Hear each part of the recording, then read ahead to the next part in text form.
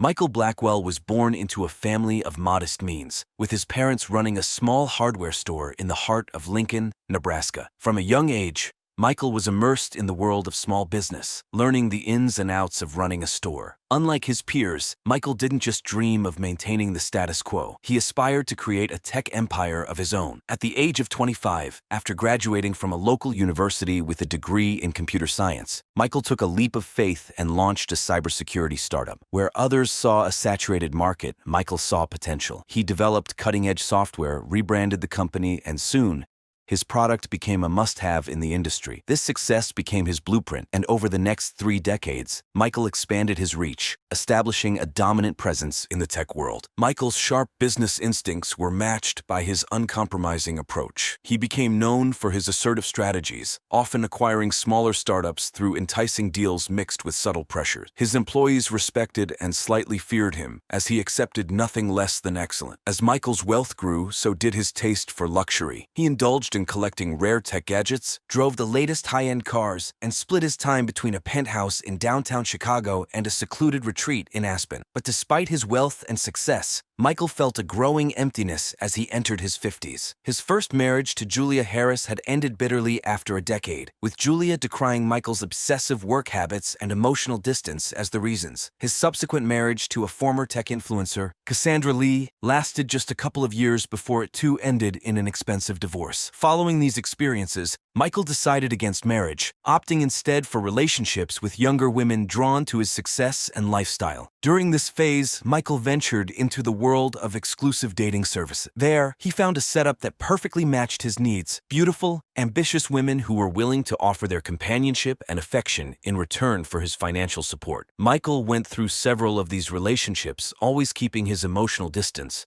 ensuring he controlled the dynamics with his influence. Yet, as Michael neared his 60th birthday, he felt the weight of solitude more intensely. He saw in the mirror a man who had reached the pinnacle of career success, yet led a hollow personal life. He yearned for genuine connection, for someone to reignite his zest for life. In this reflective mood, Michael Blackwell first encountered Olivia Hayes. The instant he saw her, youthful, radiant, with a gleam of ambition, Michael knew she was essential. What he didn't foresee was that his pursuit of Olivia would initiate a sequence of events that would lead to his own unraveling and permanently damage the reputation he had meticulously built. Olivia Hayes' journey began far from the bustling energy of Chicago in the quaint coastal town of Camden, Maine. Raised by a single mother who struggled to make ends meet as a receptionist, Olivia learned early that life was often harsh and that her charm could be both a gift and a burden. Her mother's string of fleeting relationships seemed to drain her spirit little by little. Despite her home life's challenges, Olivia excelled academically.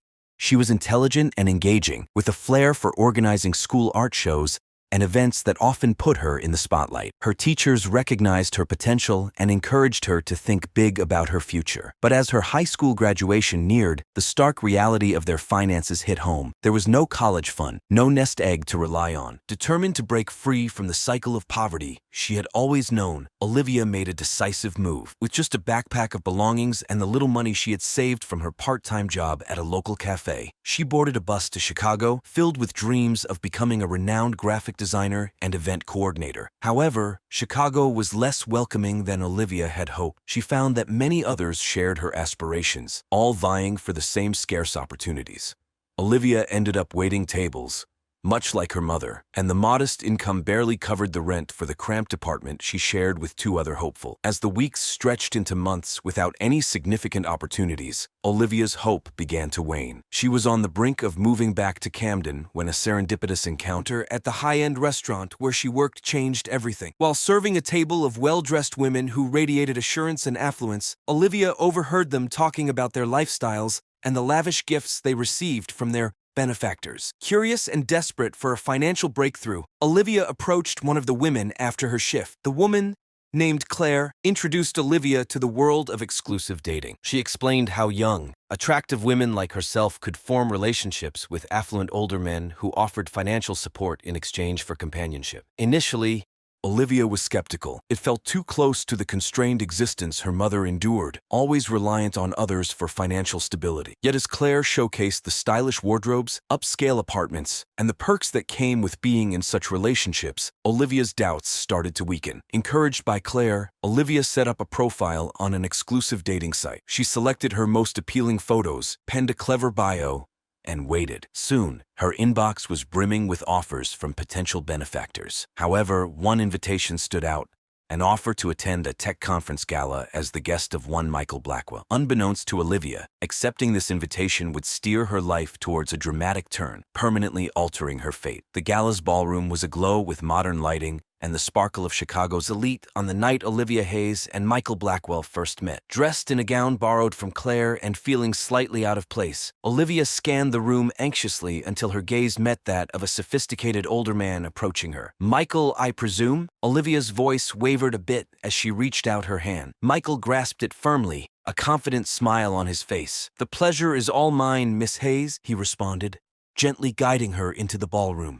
A chill ran through Olivia, born from either excitement or nervousness. She couldn't be sure. As the evening unfolded, Olivia was charmed by Michael. He was engaging, quick-witted, and showed a genuine interest in her dreams. When she shared her ambitions to launch her event planning and design business, Michael's interest intensified. "I have many contacts in the industry," he noted. "Maybe I could introduce you to some key people." By the night's end, Olivia was dizzy, not just from the champagne but from the potential opportunities Michael seemed to offer. When he asked her out to dinner the next night, she agreed without a second thought. Their relationship developed swiftly. Michael quickly began to lavish Olivia with gifts and experiences beyond her imagination. A week after their first encounter, he handed her the keys to a luxury apartment downtown. "You need a proper place if you're serious about your career," he stated as Olivia looked around the expansive, sun-filled rooms. Designer outfits filled her new wardrobe. A sleek car was parked in her spot, and Michael's credit card was slipped into her purse for emergencies. It felt like a fairy tale, with Michael playing the role of the generous benefactor, fulfilling her every desire. But, as in most fairy tales, a darker undercurrent lurked beneath the surface. With each gift and each favor he granted, the invisible ties binding her to him tightened. Michael started to orchestrate her schedule, demanding she be available whenever he called. He scrutinized her friendships, especially those with men, his possessiveness thinly disguised as concern for her reputation. Initially swept up by her glamorous new life and thankful for Michael's support, Olivia overlooked these warning signs. It was only much later that she would recognize the real price of Michael Blackwell's benevolence. For the initial months, Olivia Hayes felt as if she was living a dream. Michael Blackwell had opened doors she never thought possible, introducing her to key figures in the tech and design industries and sponsoring her training at a prestigious event planning and design academy. Their first significant trip together was to Nantucket, Massachusetts, where Michael booked the most luxurious suite at a historic seaside inn. Olivia, who had scarcely traveled outside Maine, was captivated by the charm and elegance of the island. As they wandered through the cobblestone streets, Michael presented her with an exquisite necklace, securely fastening it around her neck. "This symbolizes our bond," he whispered with intensity in his gaze. "I hope you'll cherish it always." From Nantucket, they traveled to Aspen, Colorado, where they relaxed in a quaint mountain lodge. Olivia was enchanted by the breathtaking views and the natural beauty surrounding them. In the evenings, over dinners of local cuisine, Michael shared tales of his business ventures, pulling Olivia deeper into his world of ambitious schemes and strategic moves. The small-town girl from Camden was no more. In her place was a polished, sophisticated woman who caught everyone's attention. Michael took pride in showcasing her at social gatherings, introducing her proudly as "My Olivia" to colleagues and acquaintances. For Olivia, the attention was exhilarating. She began to depend on Michael not only for financial backing but for emotional support too. His approval became essential, his disapproval a source of deep anxiety. When she successfully organized her first major event, Michael was the first person she called, eager for his commendation. Michael, meanwhile, found himself increasingly protective of Olivia. He thrived on her vibrancy and beauty, which seemed to invigorate him. He altered his schedule to spend more time with her, often canceling important meetings for spontaneous lunches or shopping trips. At the start of their relationship, Olivia felt a mix of trepidation and excitement with Michael's assured approach. Their initial moments of intimacy were a combination of hesitancy and passion, with Michael guiding and Olivia eagerly responding. Despite their age gap, Olivia was surprised by their strong connection. As their relationship evolved, their intimate bond intensified. Michael took pride in his attentiveness to Olivia, showering her with care and affection. For Olivia, these moments were complex, a mix of real affection and the awareness of their arranged dynamics. Even as doubts about their relationship surfaced, the attraction between them remained undeniable. However, under the facade of this seemingly ideal relationship, tensions began to rise. Olivia, grateful for all Michael had done, occasionally felt overwhelmed by his omnipresent demands on her time. And Michael, despite his apparent generosity, was secretly worried that Olivia might leave him for someone younger. Unbeknownst to both, the initial bliss of their relationship was fading, with potential storms looming ahead. As the seasons shifted from summer to autumn, subtle changes began to unfold in Olivia and Michael's relationship. The initial thrill of their arrangement gave way to a growing sense of monotony, and for Olivia, a feeling of restlessness set in. Despite Michael's extensive network, Olivia's career in event planning and design wasn't advancing as quickly as she had hoped. The few high-profile events she managed led to more opportunities, but none substantial enough to propel her career forward significantly. She started to question if her relationship with Michael was actually a barrier to her success, as murmurs of being a kept woman circulated in professional circles. One crisp October morning, Olivia decided to indulge in breakfast at a trendy cafe in downtown Chicago. While enjoying her coffee, a charismatic young man at the next table struck up a conversation. His name was Lucas Perry, a 25-year-old aspiring photographer. Lucas's genuine interest in photography and his down-to-earth demeanor immediately drew Olivia in, and soon they were deep in conversation. For the first time in months, Olivia felt a genuine connection. Lucas saw her as a peer, not as a project. When he asked for her number, Olivia paused briefly before handing it over, rationalizing it as simply networking. Over the ensuing weeks, Olivia found herself messaging Lucas frequently. They met for coffee again and then for dinner. Each encounter was supposed to be just friendly, but deep down, Olivia felt she was venturing into risky territory. Michael, for his part, was keenly aware of the shift in Olivia. He noticed her growing distraction, how she became protective of her phone, and her evasive answers about her whereabouts. His past experiences had sharpened his ability to detect a change in loyalty, and his jealousy, which had always lurked just beneath the surface, began to surge. One evening, during a dinner at Michael's upscale penthouse, he confronted her. "Who is he?" Michael asked, his voice steady but his eyes betraying a storm within. Taken aback, Olivia stumbled over her words, but Michael persisted. "Don't lie to me, Olivia.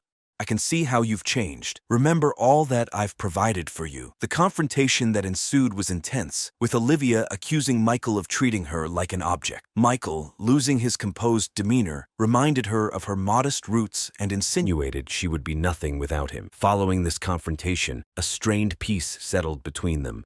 Michael intensified his efforts to keep Olivia close, surprising her with gifts daily and planning spontaneous trips. Yet, Olivia felt increasingly confined. The opulence that once excited her now seemed like a lavish prison. Amid these strained days, Olivia made a decisive choice. After a particularly fierce argument, she reached out to Lucas. His voice, warm and non-judgmental, provided a stark contrast to her current turmoil. She confided in him about her arrangement with Michael, her escalating discontent, and her fears about leaving. Lucas listened attentively, then offered a life-altering suggestion. "Leave him. Come stay with me. We'll sort everything out together." As Olivia hung up, she felt both terrified and exhilarated. She knew what she needed to do, but was unaware of the perilous repercussions that her decision would ignite. The day Olivia Hayes decided to leave Michael Blackwell broke with brilliant sunshine, a vivid contrast to the storm brewing within her. She had spent the night meticulously packing a small bag, selecting only items she owned before meeting Michael, and deliberately leaving behind the lavish gifts and designer outfits. Her hand trembled as she wrote a note detailing her decision, her tears blurring the ink. Olivia planned to leave while Michael was out, sidestepping a confrontation she wasn't sure she could endure. But as she approached the door of her downtown Chicago apartment, it swung open unexpectedly, revealing Michael. His usually composed demeanor had given way to a visage of rage and pain. His voice was low and menacing. Olivia's heart pounded as she realized Michael must have had her followed, having anticipated her intentions. She straightened up, summoning all her resolve. "Yes, I'm leaving. This isn't working anymore." What ensued was a fierce verbal exchange that rattled the core of their relationship. Michael swung between anger and entreaties, accusing Olivia of exploitation, then imploring her to stay. He vowed to change, to offer her greater independence, to support her ambitions unconditionally. When his pleas failed, he turned to threats. "You'll never make it in this industry without me," he hissed. "I'll see to that." Despite her apprehension, Olivia held firm. She revealed her relationship with Lucas, her yearning for a normal life, and her desire to find love with someone her own age. With each revelation, she saw Michael's features contort with fury, his hands balling into fists. In a final desperate bid to detain her, Michael seized Olivia's arm, his grip excruciating. "You're making a mistake," he declared. "You're nothing without me. No one will ever love you like I do." For a fleeting moment, Olivia faltered. Fear of the unknown, of relinquishing all she had acquired, nearly overwhelmed her. But then she thought of Lucas, of the prospect of a future shaped by her own choice. Summoning a courage she hadn't known she possessed, she freed her arm. "Goodbye, Michael," she stated firmly, stepping past him and out the door. As the door shut behind her, Olivia was unaware of the transformation in Michael's expression. The hurt and anger subsided, replaced by a cold, calculating gaze. In that instant, as he watched the woman he thought he loved depart from his life, Michael Blackwell resolved on a dark decision. If he couldn't possess Olivia, then no one would. In the subsequent days, Michael's penthouse became a citadel of isolation. He canceled appointments, disregarded calls, and sank into a bleak realm of solitude and whiskey. His thoughts were haunted by visions of Olivia with Lucas, her laughter, once a source of his happiness,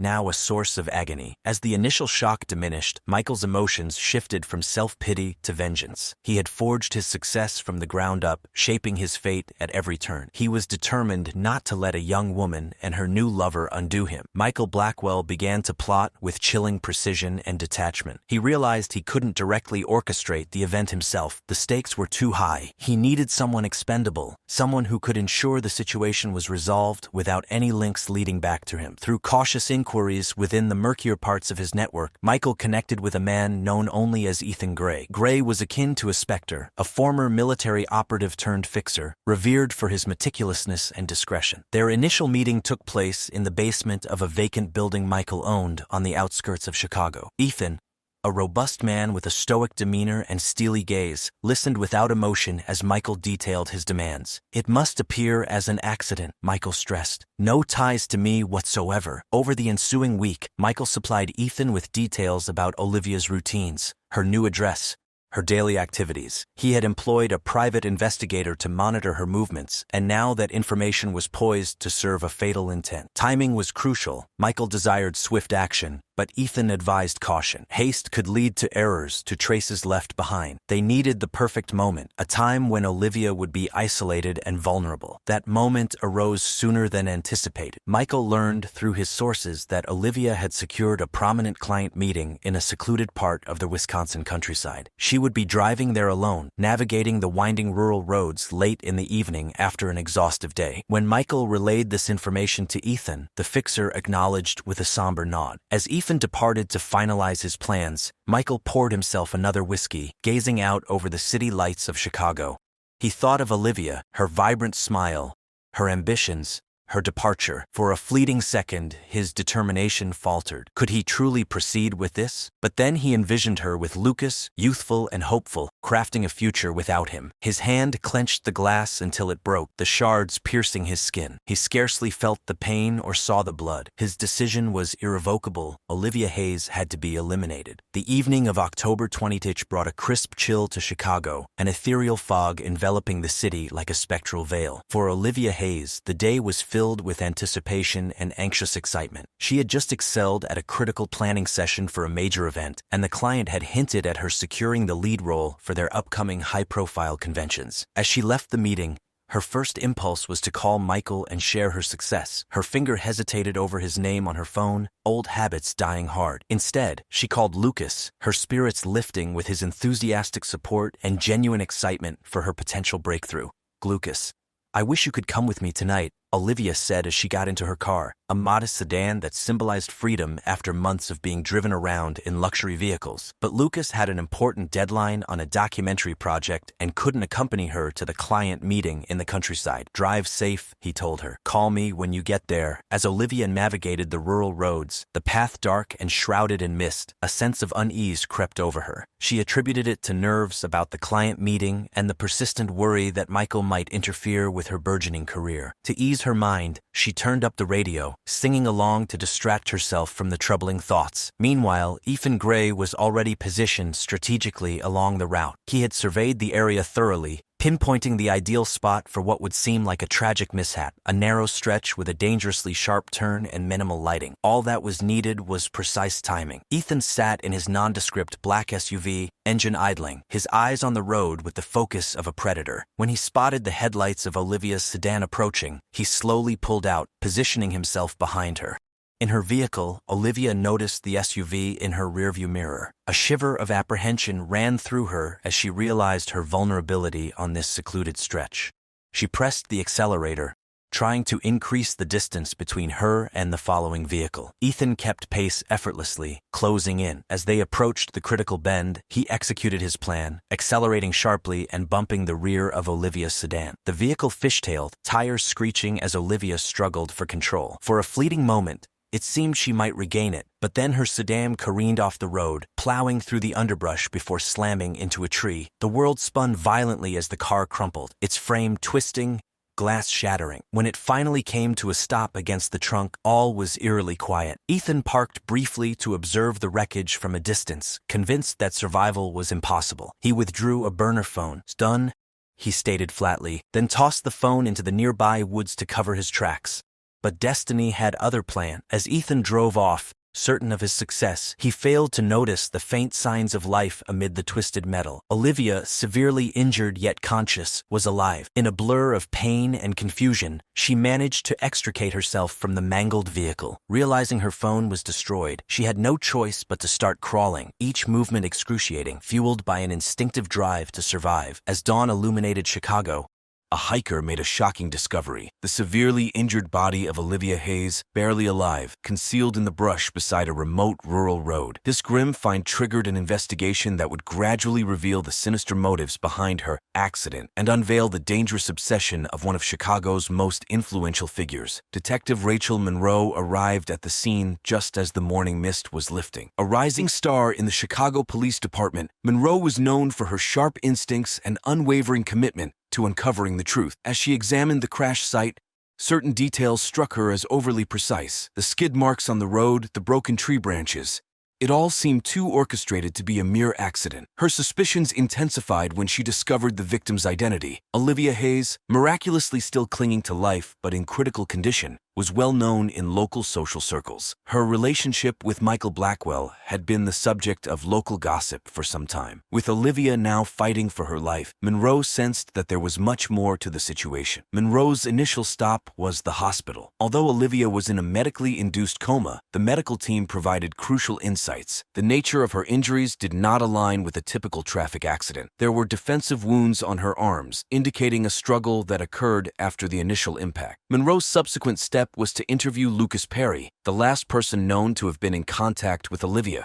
The distressed young photographer blamed himself for not being with her on the journey. He shared Olivia's apprehensions about Michael, particularly her fears that he might undermine her career following their breakup. Armed with this information, Monroe next approached Michael Blackwell. The tech mogul maintained a composed exterior when questioned, showing shock and sorrow over Olivia's accident. Yet Monroe noted the subtle tightening of his fists, a hint of something sinister in his demeanor when he mentioned Olivia's name. As the investigation unfolded, Monroe and her team uncovered a series of clues. Cell phone records placed Michael in the vicinity of the rural road on the night of the incident, contradicting his assertion that he was at home. Financial records pointed to a significant, unexplained withdrawal from one of his accounts shortly before the event. However, the major breakthrough in the case came unexpectedly. A minor drug dealer, caught in an unrelated arrest, offered information for a lighter sentence. He recounted overhearing a bar conversation about a contract taken out by a wealthy man against his younger girlfriend. The description he provided of the alleged hitman aligned with that of Ethan Gray, a figure known to authorities but not previously linked to any specific criminal activity. With this new lead, Monroe's investigation intensified. She delved into Gray's background, tracing his movements around the time of Olivia's accident. Security footage from a nearby gas station captured an SUV, matching the description of Gray's vehicle, near the accident site. As the evidence started to converge, Monroe experienced the adrenaline surge of a case coming together. Yet she knew that proving the connection between a notorious fixer, a prominent local businessman, and the critically injured woman would require more than just indirect evidence.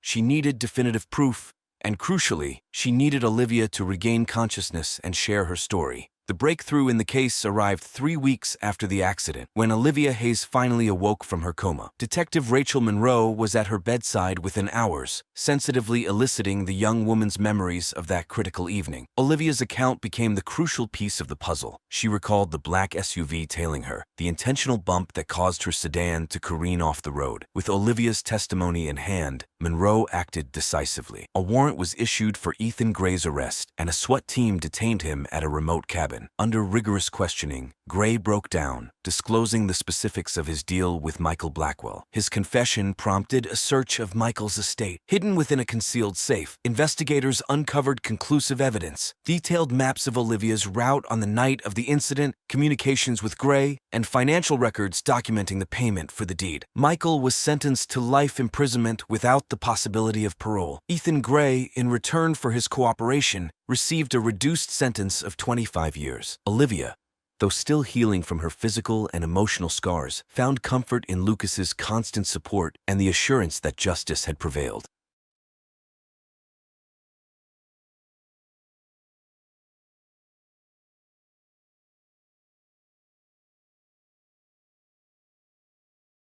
In the mountain town of Crestwood, the tale of two sisters, Elena and Isabel Morrison, unravels, a story woven with affection, rivalry, and unresolved tensions. Elena, the elder, was the embodiment of virtue, compassionate, accomplished, and married to Nathan Carter, a celebrated chef who owned a popular gourmet restaurant. Their union was admired throughout Crestwood, epitomizing an idyllic love story. Elena and Isabel were raised in a modest home. Their parents were local artisans known for their craftsmanship. From a young age, it was evident that the sisters were distinctly different. Elena was always composed and courteous, earning the pride of her parents. She excelled academically and was well-liked throughout Crestwood. It seemed destined that she would lead a significant life, settle down, and start a family. Isabel, in contrast, was vibrant and often unpredictable. Equally intelligent, she was recognized for her adventurous spirit and occasional defiance. As they matured, their paths diverged further. Elena pursued a career in education, while Isabel experimented with various occupations but never settled on one. When Isabel returned to Crestwood, her charismatic influence was more noticeable than ever. She had a knack for navigating out of tricky situations and often used her charm to achieve her desires. Her romantic endeavors were intense yet fleeting. She thrived on the initial thrill but quickly grew restless, leaving a trail of wounded hearts, which only enhanced her reputation as the unpredictable sister.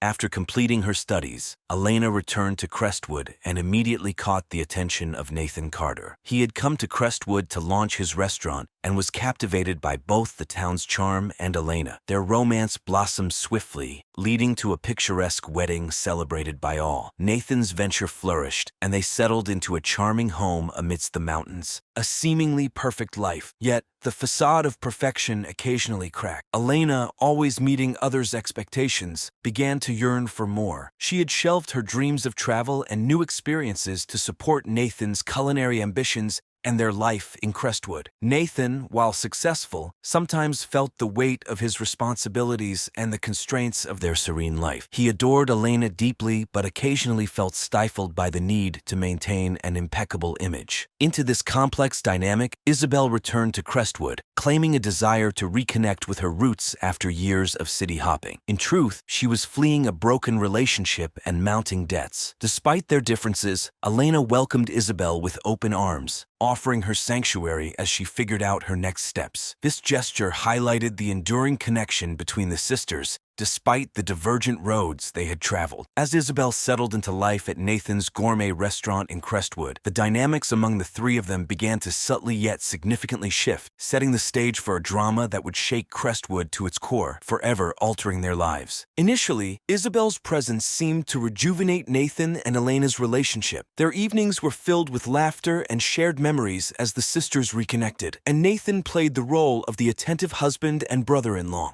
However, as days turned into weeks, Isabel's true intentions began to surface. Her gaze lingered on Nathan a little too long. Her casual touches became more frequent and deliberate. She found reasons to be alone with him, asking for help with culinary techniques, seeking advice on photo shoots, or just catching him alone in the kitchen late at night after Elena had retired. Nathan, initially oblivious to Isabel's advances, found himself increasingly enchanted by her vibrant personality. Unlike Elena, who was steady and dependable, Isabel was spontaneous and exhilarating. She listened intently to his ideas for new dishes and restaurant expansions, asking insightful questions that made him feel truly appreciated. In those moments, Nathan felt a surge of excitement he hadn't experienced in years. Nathan was a man of integrity, dedicated to his wife and the life they had built. He tried to keep his distance from Isabel, finding reasons to immerse himself in his work or to take on extra culinary challenges that kept him away from home. But Isabel was persistent. She recognized the inner conflict in Nathan's eyes and saw it as an opportunity rather than a barrier. She began to weave a careful web of seduction, playing on his uncertainties and unfulfilled aspirations. One evening,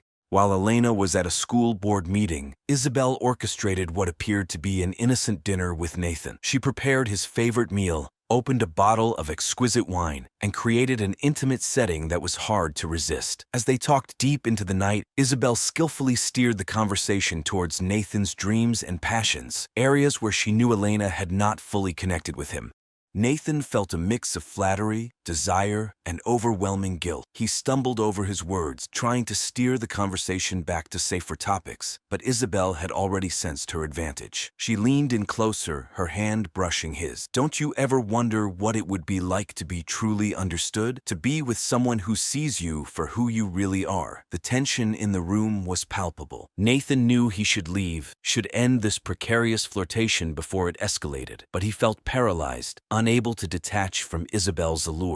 As Isabel kissed him passionately, Nathan's resistance crumbled. In that moment, the foundation of his marriage began to reveal cracks, setting off a chain of events that would lead to a profound tragedy. The weeks following that fateful night transformed into a whirlwind of clandestine encounters and escalating guilt for Nathan. What began as a momentary lapse evolved into a full-blown affair, with Nathan and Isabel devising clever ways to meet without Elena finding out. Their rendezvous ranged from brief encounters in the back rooms of the restaurant to well-orchestrated trips under the pretense of culinary research, far from the prying eyes of Crestwood. Isabel reveled in the thrill of their secret relationship, each meeting fueling her sense of triumph over her sister. For Nathan, the affair was a blend of excitement and self-reproach, leaving him exhilarated yet filled with remorse after each encounter. Isabel, adept in manipulation, knew precisely how to keep Nathan ensnared. She played the ideal companion, oscillating between being a passionate lover and a compassionate listener. She attended to his frustrations about his career and the aspirations he had yet to fulfill, providing the understanding and support he craved. "I've never met anyone like you, Nathan," she would whisper during their intimate moments. "You deserve so much more than this quiet life here." Her words were carefully crafted to instill seeds of discontent in Nathan's mind about his life with Elena. She conjured visions of a future brimming with excitement and freedom, free from the constraints of small-town expectations. Nathan found himself increasingly torn between his growing feelings for Isabel and his loyalty to Elena. The strain of leading a double life began to manifest in mood swings and unusual behavior that Elena could not ignore. At home, Nathan's guilt was evident through his alternating distance and excessive affection, as if trying to compensate for something. He immersed himself deeper into his culinary projects, taking on more initiatives than ever, using his restaurant as both a diversion and an alibi for his frequent absences. Isabel, for her part, maintained the facade of the attentive sister-in-law flawlessly. She would engage Elena in lengthy discussions, feigning interest in her day-to-day concerns while secretly reveling in her duplicity. Occasionally,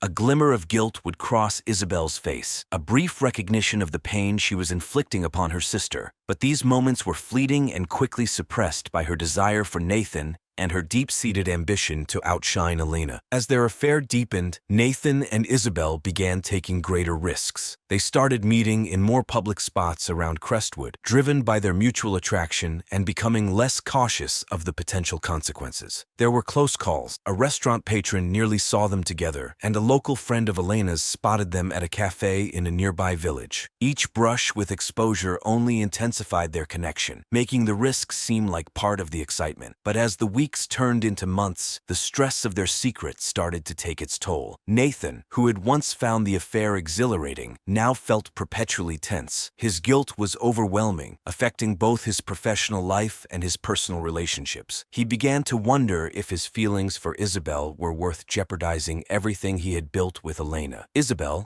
sensing Nathan's inner conflict, intensified her efforts to keep him close. She demanded more of his time and became more vocal about her feeling. Her tactics grew more blatant, preying on his guilt and desires simultaneously. As the affair escalated to its peak, neither Nathan nor Isabel realized that their fragile web of lies was about to unravel. Meanwhile, Elena, unsuspecting at first, started noticing subtle changes. A strange new perfume on Nathan's clothes, secretive phone calls that ended abruptly when she entered the room, and a growing emotional distance that was hard to ignore. Ironically, it was Isabel who became Elena's confidant during this period, offering comfort and reassurances that only deepened the betrayal. As time passed, Elena could no longer dismiss the doubts creeping into her mind. She became more vigilant about the inconsistencies in Nathan's explanations about late nights at the restaurant and supposed supplier meetings. She noticed Isabel's lingering looks at Nathan, the barely hidden desire in her eyes. One day, while sorting laundry, Elena found a matchbook from a bed and breakfast in a neighboring village. An inn she knew was not on any of Nathan's travel routes. The discovery sent a cold shock through her, confirming her worst fears. Torn between confronting the truth and fearing what it might reveal, Elena became consumed with anxiety. She withdrew from her social circles, unable to discuss her suspicions without making them feel more real. Her nights were restless, filled with unsettling dreams, and she found herself observing Nathan and Isabel closely, looking for any clue that might confirm her suspicions. In a moment of desperation, Elena thought about hiring a private investigator, but decided against inviting strangers into their private affairs. Instead, she resolved to confront Nathan and Isabel individually, hoping to pressure one of them into confessing. Little did she know, this decision would trigger a chain of events that would lead to a confrontation more catastrophic than she could have imagined, permanently altering their lives. The day of reckoning arrived on a stormy late autumn afternoon. Elena had spent the morning steeling herself for this confrontation, rehearsing her words, determined to remain composed despite the impending heartbreak. When Nathan walked in, shaking rain from his coat, he was met by the sight of his wife standing in the room, her expression a mask of barely contained emotions. The tension was palpable, and he immediately sensed that their carefully maintained facade was about to crumble. "We need to talk," Elena began, her voice quivering slightly despite her best efforts. "I know about you and Isabel." Nathan's face drained of color, his mouth opening and closing as he struggled for words. In that quiet moment of shock, Elena saw the truth plainly written on his face, and her last shred of hope evaporated. "How long?" she demanded, her voice rising. "How long have you been seeing my sister?" Nathan's shoulders slumped in defeat, realizing there was no point in denying it any longer. "Elena, I'm so sorry. It just happened." Elena interrupted him with a bitter laugh. "You never meant to?" What, did you just stumble into her bed? How could you do this? Her pent-up anger and hurt burst forth, filling the house with her loud accusations and questions. Nathan could only stand there, absorbing her fury, his weak apologies doing nothing to stem the tide of her wrath. As their argument reached its peak, the front door opened and Isabel stepped in, stopping short at the explosive scene. For a moment, the three of them stood frozen, caught in a tableau of betrayal and guilt. "Isabel, how timely of you to join us. We were just discussing your affair with my husband." Isabel's eyes darted between Elena and Nathan, her mind scrambling for an exit. Nathan, caught between the two sisters, tried to intervene. "Please, let's just calm down and talk about this rationally." His plea only redirected Elena's fury. In a burst of anger, Elena grabbed a vase from the coffee table and hurled it across the room, narrowly missing Nathan. It shattered against the wall, punctuating her word. The noise seemed to jolt Isabel from her defiant stand. For the first time, a flicker of remorse crossed her face. Nathan and Isabel exchanged a look of helpless guilt before slowly making their way to the door. As it closed behind them, Elena collapsed onto the sofa, her body racked with sobs. The life she had cherished, the future she had envisioned, had crumbled in just a few moments. Outside, as the storm raged on, Elena's mind was a whirlwind of emotions: anger, shame, betrayal, and a deep sense of loss. In that moment, she made a decision that would set in motion the final tragic act of their saga. The bartender, Hank, a seasoned observer of the Crestwood locals, watched with concern as Elena downed one drink after another. He had seen many patrons drown their sorrows at Crestwood Tavern, but the wild look in Elena's eyes tonight was especially troubling. "Another," Elena slurred, her gaze intense. Hank hesitated, but the determination in her eyes compelled him to comply. He poured another whiskey, neat, silently hoping it would be her last for the evening. As the night progressed, the tavern emptied, leaving Elena alone with her thoughts and her drinks. The alcohol dulled the acute pain of betrayal, replacing it with a chilling resolve. Around midnight, Hank suggested it might be time for her to head home. "Need me to call you a cab, miss?" he asked. Elena waved him off, clumsily rummaging through her purse for her car keys. "I'm fine," she insisted. "I just need to get out of here." Hank tried to intervene, but Elena was already staggering toward the door. She managed to start her car in the deserted parking lot, its engine breaking the silence of the night. She drove off, her vision blurred and reactions sluggish, navigating the winding mountain roads that lay ahead. As she drove, Elena's mind was a whirl of emotions: anger at Nathan and Isabel's betrayal, shame for not having seen the signs sooner, fear of what lay ahead. Her speed increased as she took on the perilous curves of Mountain Pass. Then, disaster struck. Her dulled reflexes couldn't handle a sharp turn. The tires screeched and the car began to slide. In a moment of terrifying clarity, Elena realized her mistake, but it was too late. The guardrail gave way with a horrific noise, and suddenly her car was airborne, plummeting toward the rocky terrain below. At dawn, Officer Liam Murphy received a distressing call. A hiker had discovered a wrecked car at the base of Mountain Pass, a notoriously dangerous stretch. With a heavy heart, Murphy approached the scene, dreading what he might find. The car was a mangled mess, barely recognizable after the violent crash. As the rescue team worked to retrieve the vehicle, Murphy began the grim task of the investigation. The license plate, miraculously intact, identified the vehicle as belonging to Elena Morrison. Murphy's heart sank. He knew Elena well, as did everyone in Crestwood. The burden of delivering such news to her family was immense. As the morning unfolded and the extent of the tragedy became evident, whispers spread throughout the town. Elena Morrison,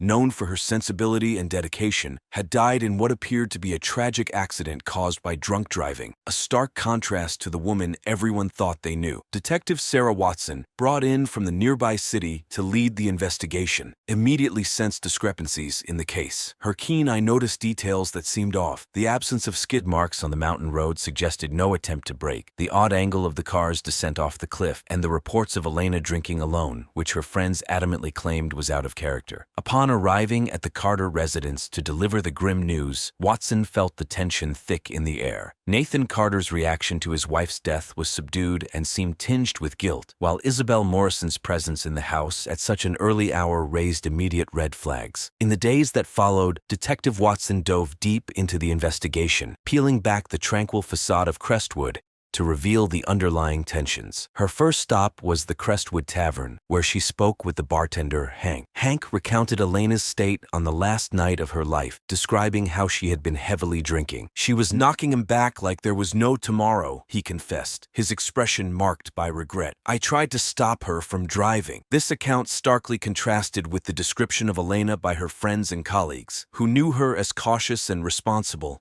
not one to recklessly drink and drive. Watson's suspicions deepened. Watson next focused her attention on Nathan and Isabel. Their behavior post-Elena's death was peculiar. Rather than mourning separately, they appeared to find comfort in each other's company, exchanging meaningful glances and ceasing conversations abruptly when others approached. A significant breakthrough came when Watson interviewed Elena's close friend, Olivia Chun. Initially reluctant to speak ill of the deceased or add to the family's grief, Olivia eventually opened up under Watson's empathetic questioning. Elena had confided in me just days before it happened, Olivia disclosed, her voice trembling. She suspected Nathan was having an affair with Isabel. This revelation cast the entire case in a new light, prompting Detective Watson to delve deeper into the relationships and secrets that might have led to the tragic events of that fateful night. This confession illuminated the entire case for Detective Watson. She wasted no time in verifying the details, delving into Nathan and Isabel's recent actions. Bank statements revealed suspicious transactions, hotel bookings,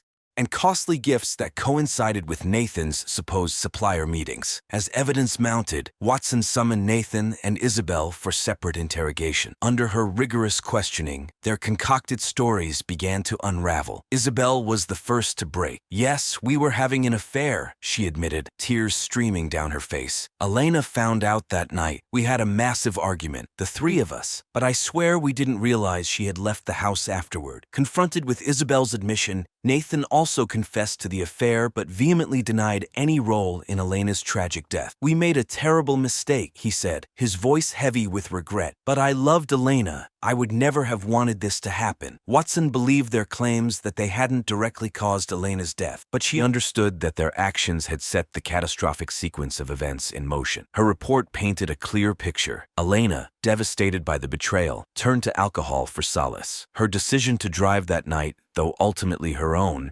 was profoundly influenced by the emotional turmoil caused by Nathan and Isabel's deceit. Ultimately, no criminal charges were filed in relation to Elena's death, but in the court of public opinion, Nathan and Isabel were judged severely. The scandal of their affair spread throughout Crestwood, irreparably tarnishing their reputations and ensuring that the memory of Elena's demise would haunt them forever. As time passed, the acute pain of the incident began to fade, but its impact lingered in Crestwood. The town gradually returned to its serene exterior, but its inhabitants carried with them the knowledge that beneath the surface of their seemingly peaceful community, powerful emotions and hidden secrets could swirl with devastating consequences. The tragedy of Elena Morrison had indelibly altered the soul of Crestwood, marking its history and its people permanently.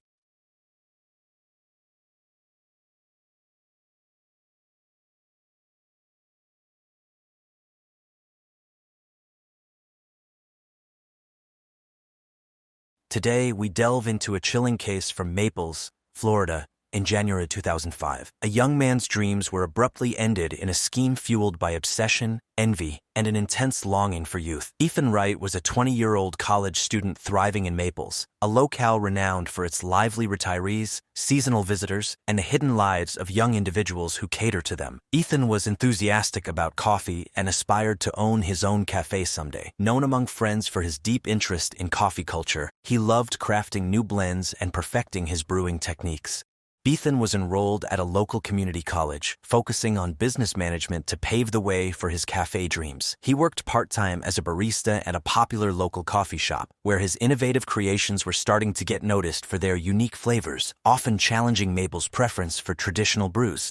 Ethan was well regarded by his peers, celebrated for his amiable nature, and his knack for making those around him feel at ease. His engaging personality wasn't just a hit with his friends. He also charmed the older clientele at high-end coffee tasting events, where his skills were in high demand. Ethan was bold and spirited, always on the lookout for new connections and adventures in life, love, and especially in coffee.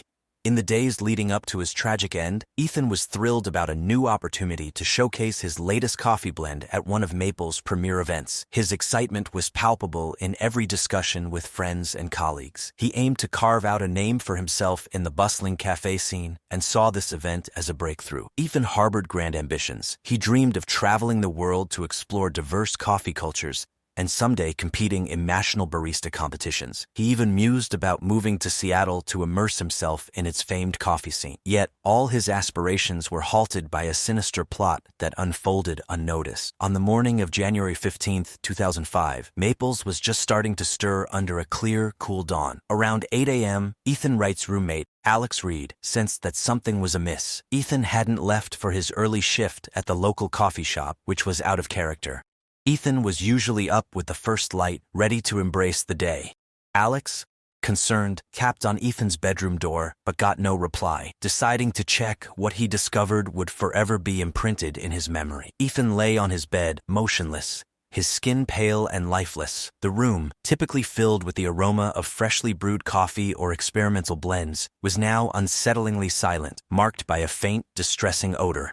No signs of struggle were evident, no furniture appended or items displaced. It appeared as though Ethan had simply drifted off to sleep and never awakened. Shock rooted Alex to the spot as he stared in disbelief. Panic quickly set in. He scrambled for his phone and dialed 911, his voice breaking as he shakily recounted finding his best friend unresponsive. When the paramedics arrived, they confirmed Alex's worst fears. Ethan was dead. Police soon followed, their sirens cutting through the morning quiet, the flashing lights casting eerie shadows inside the modest apartment. The scene felt surreal, the morning's tranquility shattered by the stark reality of death. Alex, overwhelmed by shock, struggled to grasp the magnitude of what had occurred. The responding officers gently urged him out to start their inquiry. Later at the police station, he was visibly distraught, unable to fathom the enormity of his loss.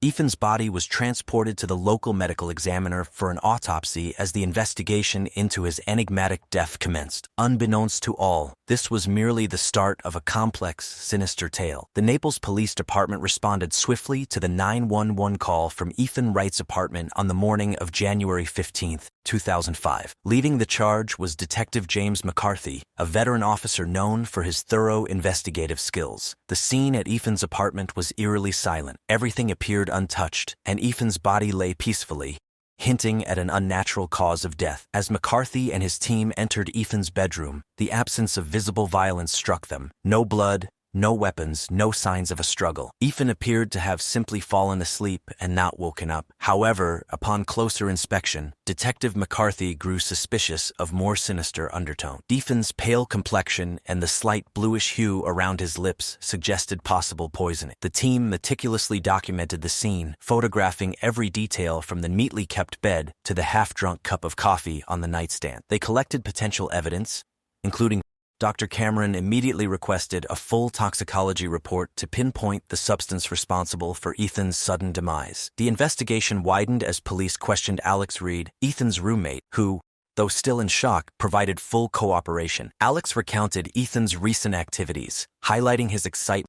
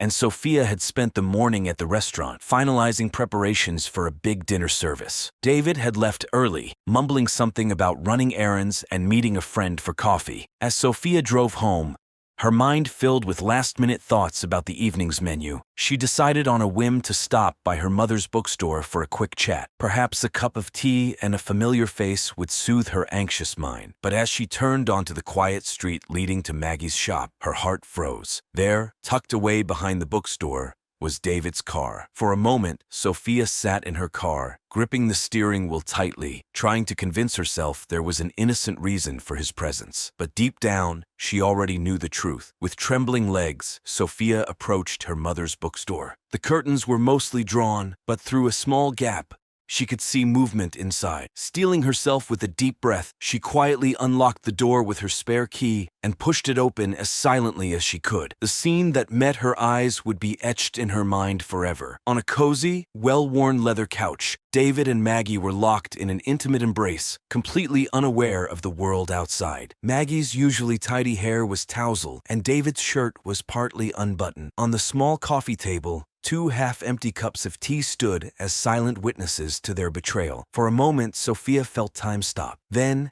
as if sensing her presence, David and Maggie looked up, their faces a mix of shock, guilt, and something close to defiance. What followed was a whirlwind of emotions and accusation. Sophia's anguished cry shattered the silence, jolting the guilty pair out of their daze. David stumbled to his feet, stammering out half-formed excuses and pleas. Maggie stayed seated, her face drained of color, tears streaking down her cheeks. Sophia, her voice raw with pain and fury, hurled question after question at them. When they finally spoke, the truth cut like a knife. 6 months. It had started as innocent conversations, then slowly turned into something more. They claimed they never intended for it to go this far. They said they were sorry, but Sophia couldn't bear to hear another word. She fled the bookstore, got into her car, and drove aimlessly for hours, the devastating scene replaying in her mind over and over. By the time she returned home, the sun had dipped below the horizon, casting long, haunting shadows across the lawn of the house she once thought was her safe haven. As she sat alone in the darkened living room, surrounded by the remnants of her once perfect life, something inside her shattered. The pain, the betrayal, the sheer weight of it all. In that darkness, a cold resolve took shape. Someone had to pay for this betrayal, and Sophia knew exactly who it would be. The events that led to the final confrontation unfolded over the course of several tense hours on that warm summer evening. Sophia, having spent the day drowning in grief and fury, found herself pacing the hallways of her home like a restless spirit. The ticking clock in the living room seemed to taunt her, marking the minutes until everything in her world would change forever. As twilight settled, David returned home. His usual confident stride was replaced with hesitant steps, as though he knew what awaited him. Sophia watched him from the shadows as he hung up his jacket and loosened his tie, the familiar routine now stained by the knowledge of his betrayal. David called out her name, his voice tinged with anxiety. When she finally stepped into view, he visibly recoiled. The woman standing before him was nothing like the vibrant, loving wife he had once known. Sophia's eyes were bloodshot and hollow, her posture stiff with barely suppressed rage.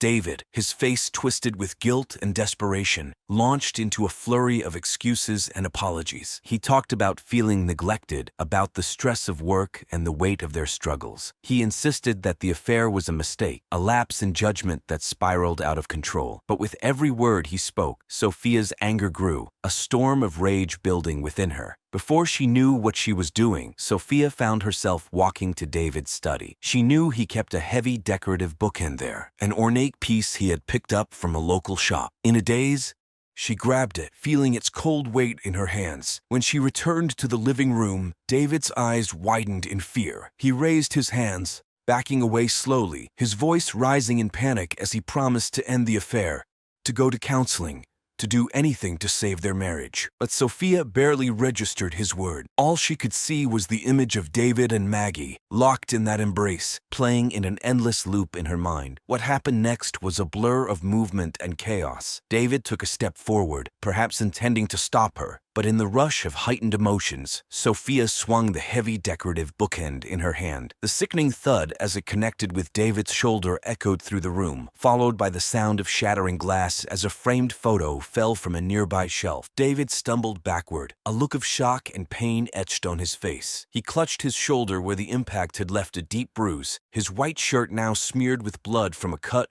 caused by the broken glass. Gasping for breath, David's eyes locked onto Sophia's, silently pleading for the woman he once knew. As the reality of what she had done set in, Sophia dropped the bookend. It hit the floor with a dull thud, snapping her out of her trance. Her fury melted away, replaced by sheer horror and regret. She rushed to David's side, her hands shaking as she tried to assess the wound she had inflicted. His breathing was labored, his face drained of color. Fighting back tears, Sophia fumbled for her phone and dialed the emergency number, her voice cracking as she gave the dispatcher the address, begging for an ambulance. While she waited for help, Sophia cradled David's head in her lap, murmuring a desperate mix of apologies and pleas for him to stay with her. The next few minutes felt like an eternity. Neighbors, having heard the commotion, began gathering outside. Through the window, Sophia could see their concerned faces morph into expressions of shock as they realized what had happened. She overheard muffled conversations, someone mentioning the police. When the paramedics finally arrived, they moved swiftly to stabilize David. Sophia stood back, numb with disbelief, as they lifted him onto a stretcher and hurried him to the waiting ambulance.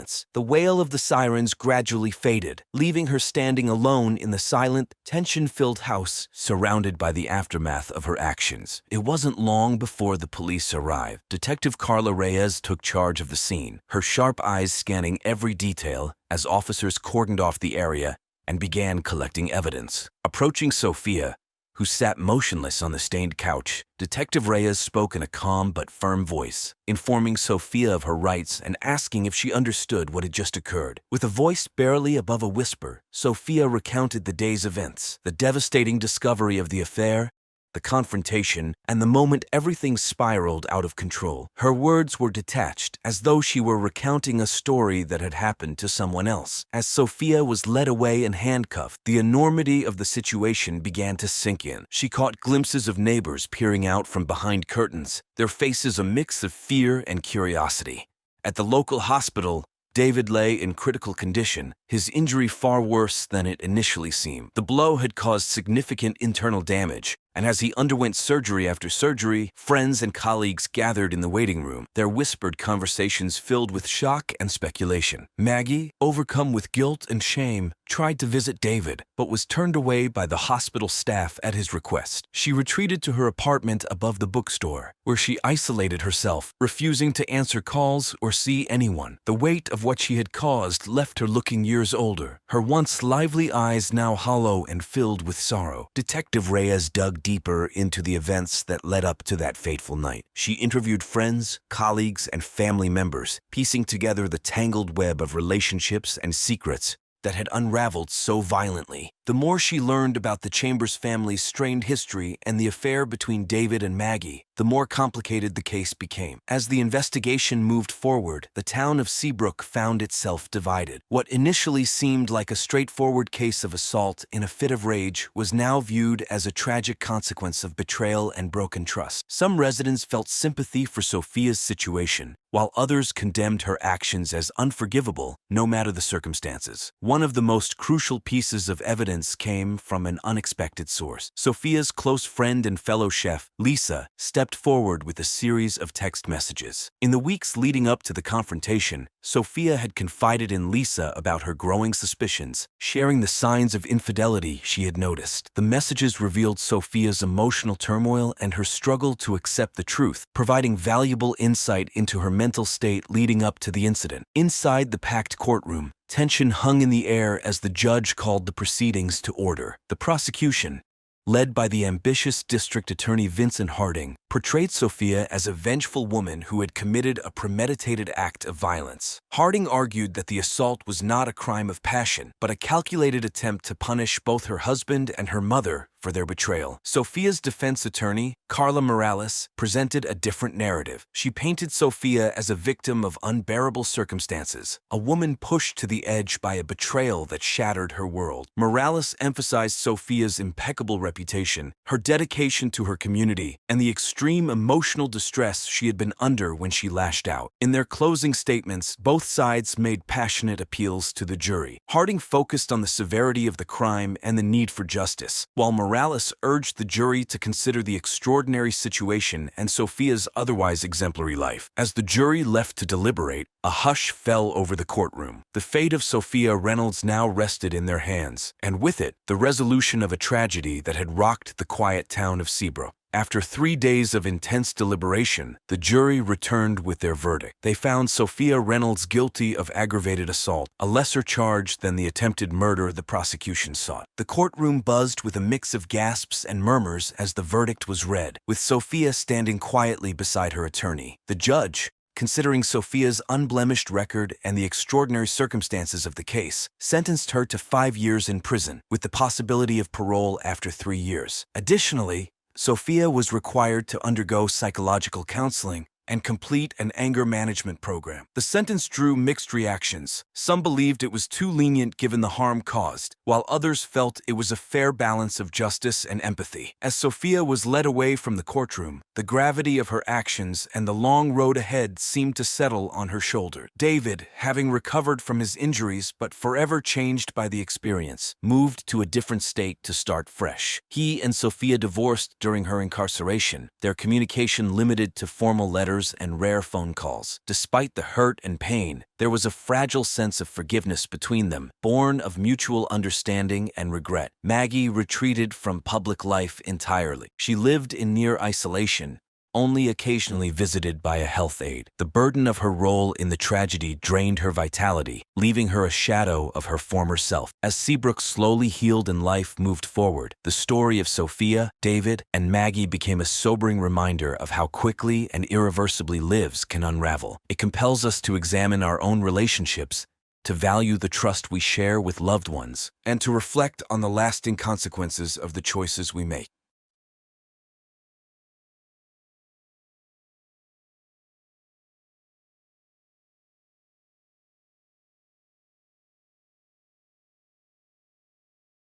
Today, we delve into the tranquil surroundings of Monterey, California, a locale renowned for its breathtaking coastal views and rich cultural history. The community was shaken to its core when the body of a 21-year-old was discovered under troubling and mysterious circumstances. This is the story of a young groom, a 58-year-old wealthy art collector, and a marriage that ended in tragedy. Jack Thompson was a 21-year-old with a quiet disposition, born and raised in the picturesque town of Carmel by the Sea, just outside Monterey. Jack had recently completed his training as a chef in May 2022, known among his peers as the reserved one who was always experimenting with new recipes. While his friends were advancing in their culinary careers, Jack was still unsure of his path in the culinary world. He dreamed of one day owning his own restaurant, but he was uncertain about how to make his dreams a reality. Jack lived with his mother, Martha Thompson, in a modest home on the outskirts of town. Their financial situation was dire. Martha,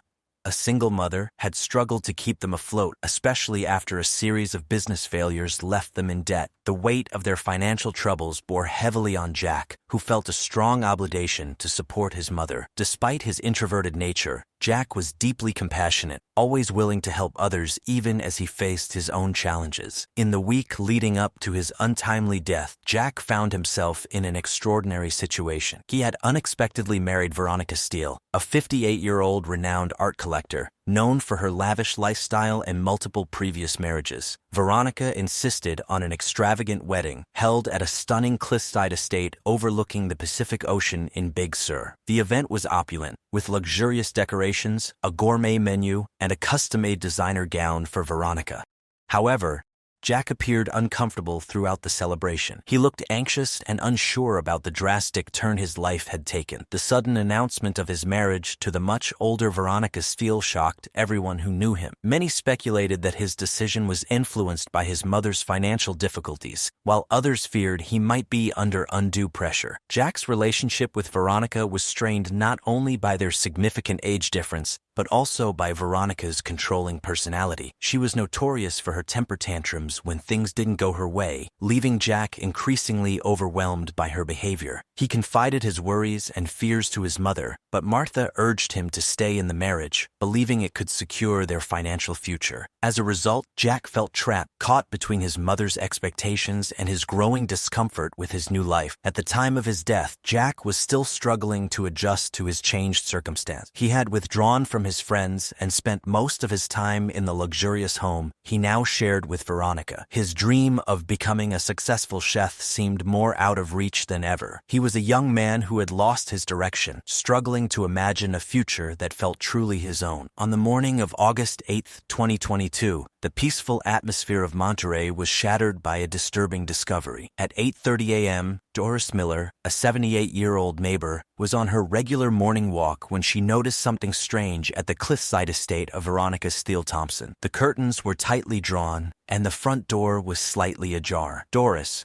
who had cherished the tranquility of the neighborhood for over 3 decades, found this unusual, especially since Veronica was known for her meticulous habits and always kept everything in perfect order. Driven by curiosity and concern, Doris decided to investigate. As she approached the house, she called out but received no reply. Hesitantly, she stepped inside and was immediately hit by a strong, acrid odor. It was then that she discovered Jack Thompson lying motionless on the living room floor. His body was slumped over the sofa, surrounded by several empty prescription bottles. A half-empty glass of water sat on the coffee table beside him. Doris stood frozen, her heart pounding. She knew Jack and could barely comprehend the scene in front of her. As tears welled up in her eyes, she quickly pulled out her phone and dialed 911, her voice trembling as she gave the address and described the grim scene. When the 911 operator asked her to check for signs of life, Doris hesitated but then cautiously approached Jack. She knelt beside him and gently shook his shoulder, calling his name. There was no response. His skin was pale, his lips faintly blue, and there were no signs of breathing. Doris's mind raced back to the wedding just a week earlier, where Jack had looked so out of place next to the much older Veronica in her extravagant bridal gown. She struggled to understand how everything had unraveled so quickly. With tears streaming down her face, Doris stayed on the line with the 911 operator until the police and paramedics arrived. The authorities soon confirmed Jack's death at the scene. Doris, shaken and heartbroken, was escorted outside, where she sat on the curb, staring blankly at the estate where Jack's promising life had met a tragic end. The police arrived at the Steele Thompson residence just before 9 a.m. on August 8, 2022. The investigation was led by Detective Michael Harris, a seasoned detective with the Monterey Police Department, known for his sharp intuition and straightforward approach. Detective Harris wasted no time in examining the scene. Accompanied by Officer Mark Davis, an eager young officer, they entered the home that had now become the center of a tragic mystery.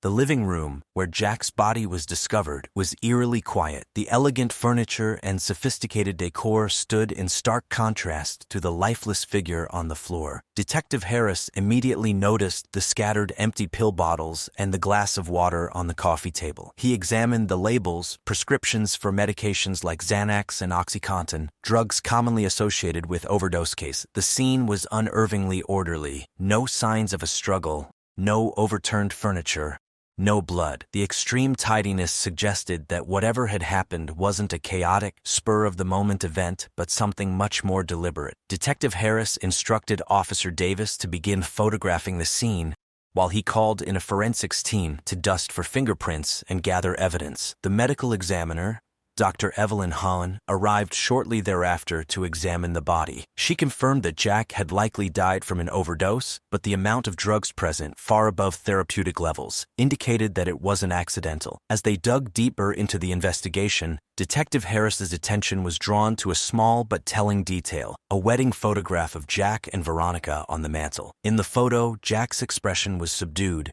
his eyes downcast, a stark contrast to Veronica's bright, confident smile. This subtle detail suggested that everything was not as harmonious in this newly united household as it appeared. The forensic team meticulously collected the pill bottles, the glass of water, and any other pertinent evidence. They also detected a faint scent of perfume in the air, which Detective Harris recognized as Veronica's signature fragrance, a high-end scent from Chanel No. 5. By the time the initial examination was complete, Detective Harris was increasingly convinced that this case was more than just an overdose. The evidence pointed to foul play, and the investigation was just beginning. As they delved further into Jack Thompson's death, suspicion naturally fell on the most likely suspect, Veronica Steele Thompson, Jack's 58-year-old wife. Veronica was a well-known figure in Monterey, famous for her lavish lifestyle and domineering personality. Coming from a wealthy background, Veronica had been through multiple marriages, each ending in bitterness. Known for her obsession with preserving her youth and her tendency to lash out when things didn't go her way, Veronica's demanding nature had earned her a reputation for perfectionism. When Detective Harris and Officer Davis visited Veronica's home later that day, they found her lounging nonchalantly by the pool, just yards from where her husband had died, casually sipping a mimosa and flipping through the latest issue of Vogue. Despite the grim circumstances, Veronica appeared disturbingly composed. Dressed in a stylish kaftan and oversized sunglasses, she exuded a detached air that immediately caught Detective Harris's attention. Veronica greeted the officers with a superficial smile that didn't reach her eyes. When questioned about the events leading up to Jack's death, she explained that she had gone to bed early the previous night, leaving Jack in the living room to work on some new recipes. She assumed he had fallen asleep on the couch when she didn't find him in their bed the next morning. Upon hearing of his death,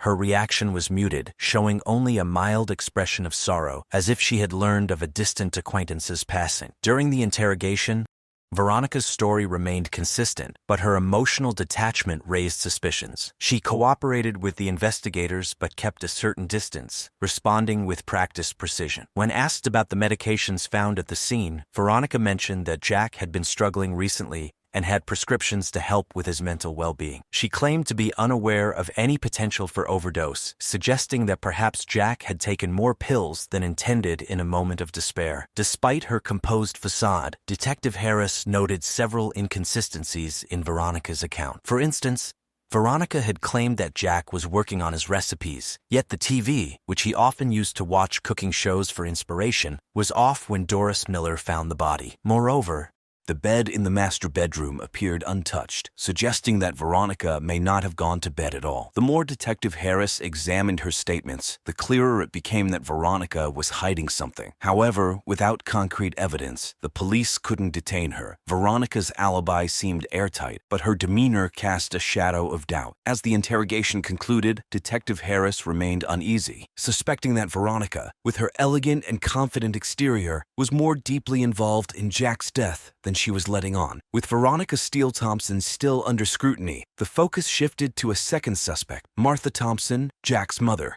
Martha, at 49, had faced a lifetime of hardships. Her life was marked by poor choices, each seemingly worse than the last. Overwhelmed by crippling debt, Martha had turned to selling prescription drugs in secret, a fact known to only a few. Detective Harris, aware of Martha's past arrests, considered how her dire financial situation might have driven her to push Jack into his ill-fated marriage with Veronica. The union promised financial salvation, too tempting for Martha to ignore. When brought in for questioning, Martha appeared disheveled and anxious. Dressed in faded jeans and a worn t-shirt, she was a stark contrast to Veronica's polished appearance. Martha's hands trembled as she lit a cigarette, a habit she had recently picked up again, and her voice quivered as she answered questions. She admitted to encouraging Jack's marriage to Veronica, describing it as an opportunity too good to pass up. She recalled the wedding at the Grand Big Sur estate, where Jack had looked distinctly uncomfortable amidst the extravagance. Martha insisted she only wanted what was best for her son, that Veronica could provide the financial stability she had failed to achieve herself. However,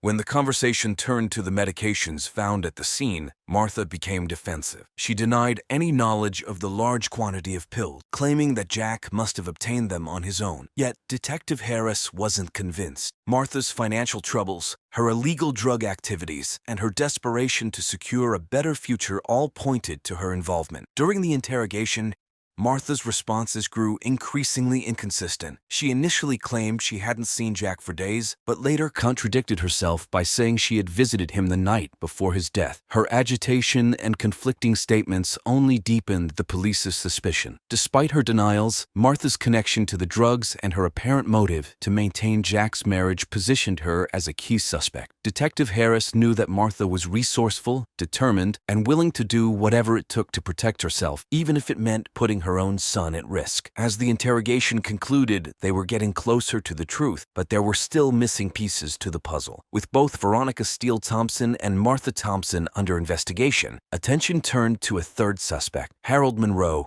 Veronica's ex-husband. At 70 years old, Harold was a successful real estate mogul known for his ruthless tactics in both business and personal matters. His latest venture involved launching a series of luxury developments along the California coast, a project that had significantly bolstered his financial standing. Harold's marriage to Veronica had ended bitterly just months before she married Jack, and their divorce had become a hot topic in local social circles. Veronica had walked away with a substantial portion of Harold's wealth, which had deeply humiliated and angered him. Jack's sudden marriage to Veronica, a much younger man she had recently met, felt like a direct insult. Harold's lingering resentment and envy made him a key suspect in the ongoing investigation. Detective Harris and Officer Davis decided to question Harold. When they arrived at his sprawling estate, they found him in his study, surrounded by blueprints and real estate contracts. Harold greeted them with a firm handshake, exuding an air of calm and confidence. Unlike Martha, who had appeared nervous and unsettled, Harold was composed and seemed almost prepared for their questions.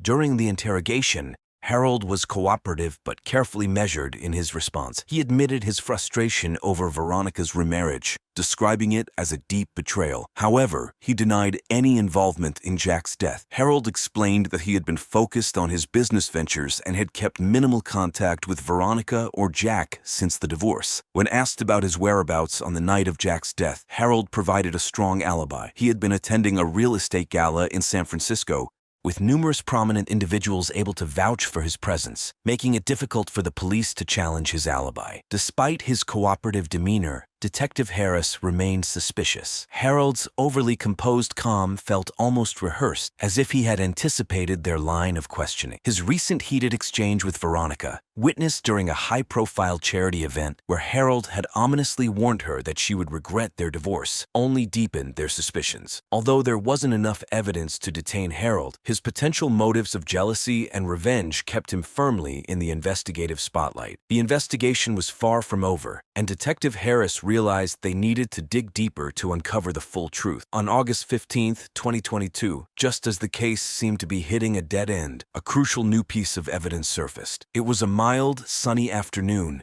with clouds beginning to gather over Monterey. Detective Michael Harris was at the station reviewing the case files when Officer Mark Davis rushed in, holding a sealed envelope. It had arrived anonymously at the station that morning, immediately raising suspicion. Inside the envelope was a USB drive. The contents of the drive were shocking. A series of text messages between Veronica Steele Thompson and an unidentified contact, dated just days before Jack's death. The messages outlined Veronica's plan to divorce Jack and disinherit him, using her knowledge of Martha Thompson's illegal drug activities as leverage.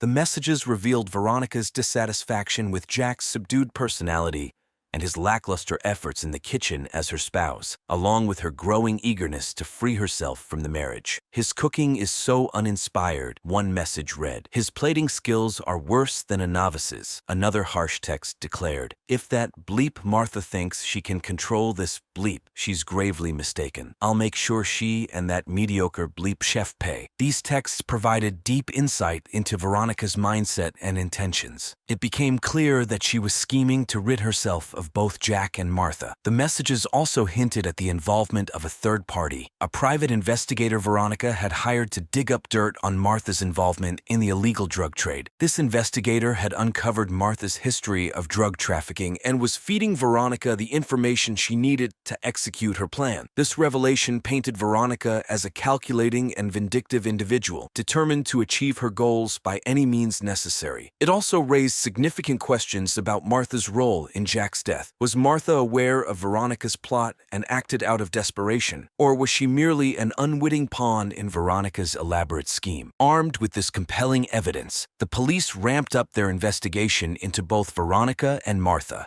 The case gained renewed momentum as it became evident that the truth was more complex than initially thought. The pieces were slowly falling into place, but the full story was still unfolding. On August 20th, 2022, as the investigation reached a critical point, Detective Michael Harris received a breakthrough after analyzing the text messages found on the USB drive and cross-referencing them with phone records. It became clear that Martha Thompson, Jack's own mother, was behind the deadly scheme. Driven by desperation and greed, Martha had used her son as a pawn in her plot. The police now had enough evidence to arrest her. Martha Thompson, 49, was a woman who saw life as a relentless struggle, burdened by debt and haunted by poor decisions. Martha viewed Jack's marriage to Veronica as her ticket out of financial ruin. She feared that Jack, who had shown little interest in women before, would leave Veronica, shattering Martha's hopes for a steady stream of money. To ensure that wouldn't happen, Martha had been secretly giving Jack prescription drugs and sexual enhancers to keep him compliant and performing, but her plan went terribly wrong when Jack accidentally overdosed, taking far more than she had intended. The twist came when it was revealed that Veronica, unsatisfied with Jack's lack of enthusiasm as a husband, had been planning to divorce him and cut both him and Martha out of her life. She had discovered Martha's drug dealings and intended to use that information to keep them out of her money. But Martha, desperate to keep the marriage intact, took matters into her own hands on the night of Jack's death. Martha had given him a stronger dose of the drugs, hoping to calm him down. But Jack, distraught over his loveless marriage and fearful of Veronica's harshness, took even more pills on his own, leading to a fatal overdose. Martha hadn't meant to kill her son, but her actions directly caused his death. When the police confronted Martha with the evidence, she initially denied everything. Her demeanor was panicked and frantic, a stark contrast to her earlier calm. But as Detective Harris laid out the incriminating messages and phone records, Martha's defenses crumbled. She claimed she never intended to kill her son, only to keep him in the marriage until they could secure their financial future. Martha's arrest sent shockwaves through the small community of Monterey. Jack's family was devastated by the revelation that his own mother had caused his death. The community, already shaken by the bizarre circumstances of the marriage, now had to come to terms with the tragic reality that greed and desperation had led to such a senseless loss. As Martha was led away in handcuffs, she appeared numb,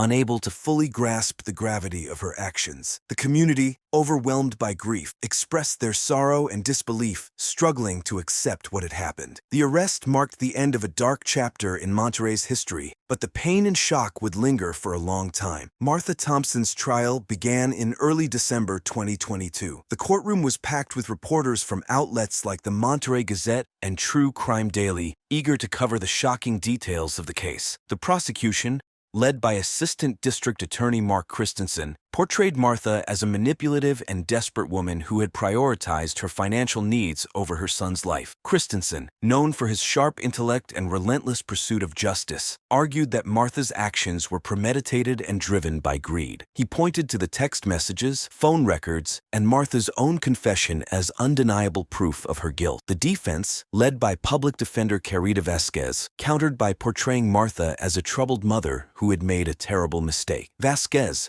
a seasoned attorney known for her compassion, argued that Martha never intended to kill Jack. She emphasized Martha's financial struggles, her desperation to secure a better future for her family, and the fact that Jack's death was accidental. Vasquez appealed to the jury's sympathy, asking them to consider Martha's difficult circumstances and the pressure she was under. Throughout the trial, Jack's family watched in agony. Martha's actions had torn their family apart, and the pain was clear in their tearful expressions. The prosecution's case was strong, but the defense's argument for leniency resonated with some jurors. On December 15, 2022, the jury delivered their verdict. Martha Thompson was found guilty of involuntary manslaughter. The jury believed that while Martha's actions had led to Jack's death, there wasn't enough evidence to prove that she had intended to kill him. The courtroom was silent as the verdict was read, with Martha showing little reaction, her face pale and expressionless. The judge sentenced Martha to 10 years in prison, with the possibility of parole after 5 years. The sentence was met with mixed reactions. Some felt it was too lenient, given the tragic loss of Jack's life, while others believed it was fair considering Martha's desperate circumstances. For Jack's family, the verdict brought little comfort. They were left to grapple with the reality that their loved one was gone, taken by the very person who was supposed to protect him. The town of Monterey, too, was left to process the disturbing events that had unfolded in their midst, a stark reminder of how greed and desperation can lead to unthinkable actions. In the months following Martha Thompson's sentencing, the impact of the case continued to resonate deeply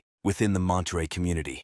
The trial had left a lasting mark on everyone involved, from the Thompson family to local residents. Martha Thompson was sent to the California State Prison Complex in Sacramento, a high-security facility located near the capital. In prison, Martha faced a challenging environment. Her case had received significant media attention, and she was often the subject of gossip and judgment from fellow inmates. The prison system offered her limited opportunities for rehabilitation and support, leaving her to reflect on the tragic consequences of her actions. Martha spent her time participating in prison programs aimed at addressing substance abuse and mental health issues, hoping to find some sense of redemption and prepare for her eventual release. Despite the turmoil, life in Monterey gradually returned to normal. The town held a memorial for Jack at a local park, attended by friends, family, and residents who wished to honor his memory.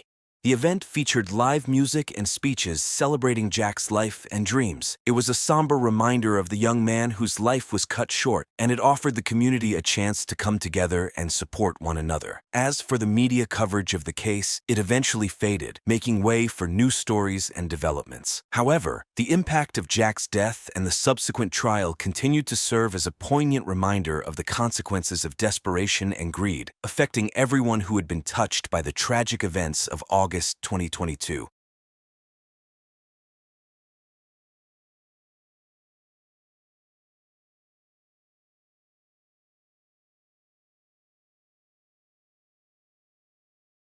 At the heart of the story are 3 lives destined to intertwine. Daniel, a 22-year-old photographer whose charm is both captivating and dangerous. Eleanor Bennett, an architect longing for a deeper connection. And Clara Matthews, a recent widow striving to regain her confidence. Their intertwined fates lead to an unexpected act of violence that reshapes their peaceful coastal town, forcing everyone to reevaluate their understanding of their neighbors. Daniel, at 22, carried himself with a maturity beyond his years. His striking 6-foot frame and easy smile turned heads wherever he went. But it wasn't just his looks that made him stand out. Daniel had a charisma that made everyone feel uniquely seen. Raised by a retired Army officer, Daniel learned independence early, picking up the discipline and observational skills that made him an exceptional photographer. He could capture moments that others might miss, which quickly made him popular in Willowbrook, where he had set up his own small photography studio. After completing high school, Daniel moved to Willowbrook, seeking both inspiration and independence. His father's old friend offered him a place to stay, giving him the freedom to explore his artistic ambitions without the pressure of immediate success. The locals quickly took notice of the new arrival. People of all ages found reasons to interact with him, drawn to his engaging personality and infectious enthusiasm. It was his neighbors, however, who would set off a chain of events no one could have predicted. Living on one side was Eleanor Bennett, whose life seemed perfect from the outside: successful career, beautiful home, and a respected husband. On the other side was Clara Matthews, a woman in her mid-40s, trying to rebuild her life after a devastating loss. Daniel's first significant encounter in Willowbrook occurred on a sunny morning, as he was capturing shots of the town's picturesque community garden. Eleanor Bennett approached, offering him a cup of freshly brewed coffee as a welcoming gesture. Their connection was instant, marking the beginning of a transformative journey for both. Eleanor appeared to lead an enviable life, a successful architect, a stunning home, and admiration from her peers. Yet, behind the polished exterior, her life was far from perfect. Married to Martin, a real estate developer whose career often kept him away, Eleanor felt their emotional connection fading after 15 years of marriage.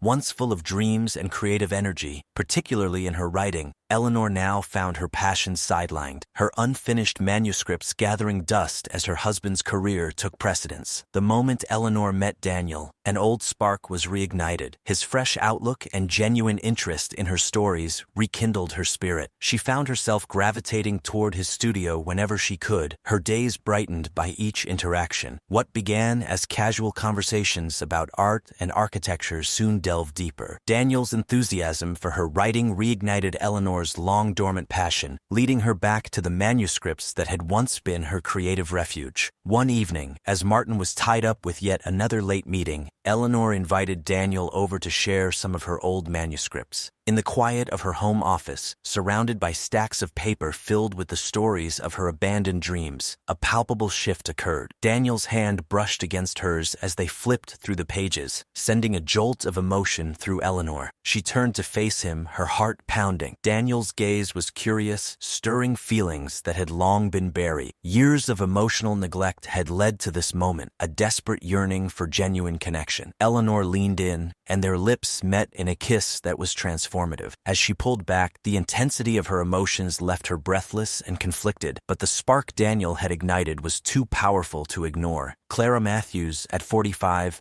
was forging a new path. After the unexpected death of her husband, she had summoned the courage to reshape her solitary life. The loss had become final just a few months before Daniel moved in next door, leaving Clara emotionally vulnerable. Once vibrant and confident, prolonged grief had eroded her self-esteem. She doubted even the simplest decisions, from what to wear to how to manage her yoga studio. The tragedy had strained her finances and spirit, forcing her to move from the grandeur of her former home to a modest cottage in Willowbrook. Clara's initial meeting with Daniel took place on a blustery afternoon as she struggled with groceries outside her house. Without hesitation, Daniel stepped in to help, his warm smile giving her a sense of visibility she hadn't felt in years. As they put away the groceries, Clara found herself sharing details of her recent hardships, exchanged stories, and share laughter that felt both invigorating and forbidden. The bustling setting offered the perfect camouflage, enabling them to merge with other patrons without attracting notice.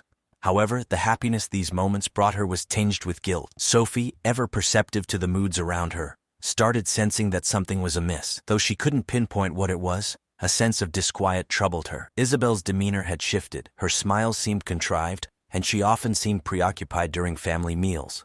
Occasionally, Isabel would excuse herself to answer phone calls, returning with an anxious expression. Sophie couldn't shake the feeling that her mother was concealing something, yet she lacked the experience in adult relationships to address it. Meanwhile, Michael remained oblivious to the mounting tension within his family. He stayed committed to his work, convinced that his provision was vital for their happiness. He often returned home drained, seeking comfort in the regularity of household life. His conversations with Isabel had shortened to concise and functional exchanges, which he attributed to her job stress rather than any underlying troubles. Michael frequently attempted to initiate discussions about household projects or future endeavors, but Isabel's aloof and distracted replies only added to his growing sense of frustration and bewilderment. They crafted detailed schemes to dodge any suspicions. Isabel often claimed she had late shifts at the police department or needed to stay for overtime, while Ethan would explain he was prepping for exams or putting in extra hours at the restaurant. Each meeting, veiled in secrecy, not only thrilled them but also intensified Isabel's internal struggle. She was aware she was straying from her commitments, yet the emotional bond with Ethan was overwhelmingly compelling. He made her feel cherished, valuable, and acknowledged, sensations that had become scarce in her life with Michael. One afternoon, while strolling through Portland's Forest Park, Isabel stopped on a hidden path to catch her breath. The air was brisk and the scent of the forest enveloped them. Ethan, vibrant and full of life, enthusiastically shared a tale from his youth. Listening to him, Isabel felt a wave of affection wash over her, shadowed by the stark reality of their situation. She pondered whether this new connection was worth the risks.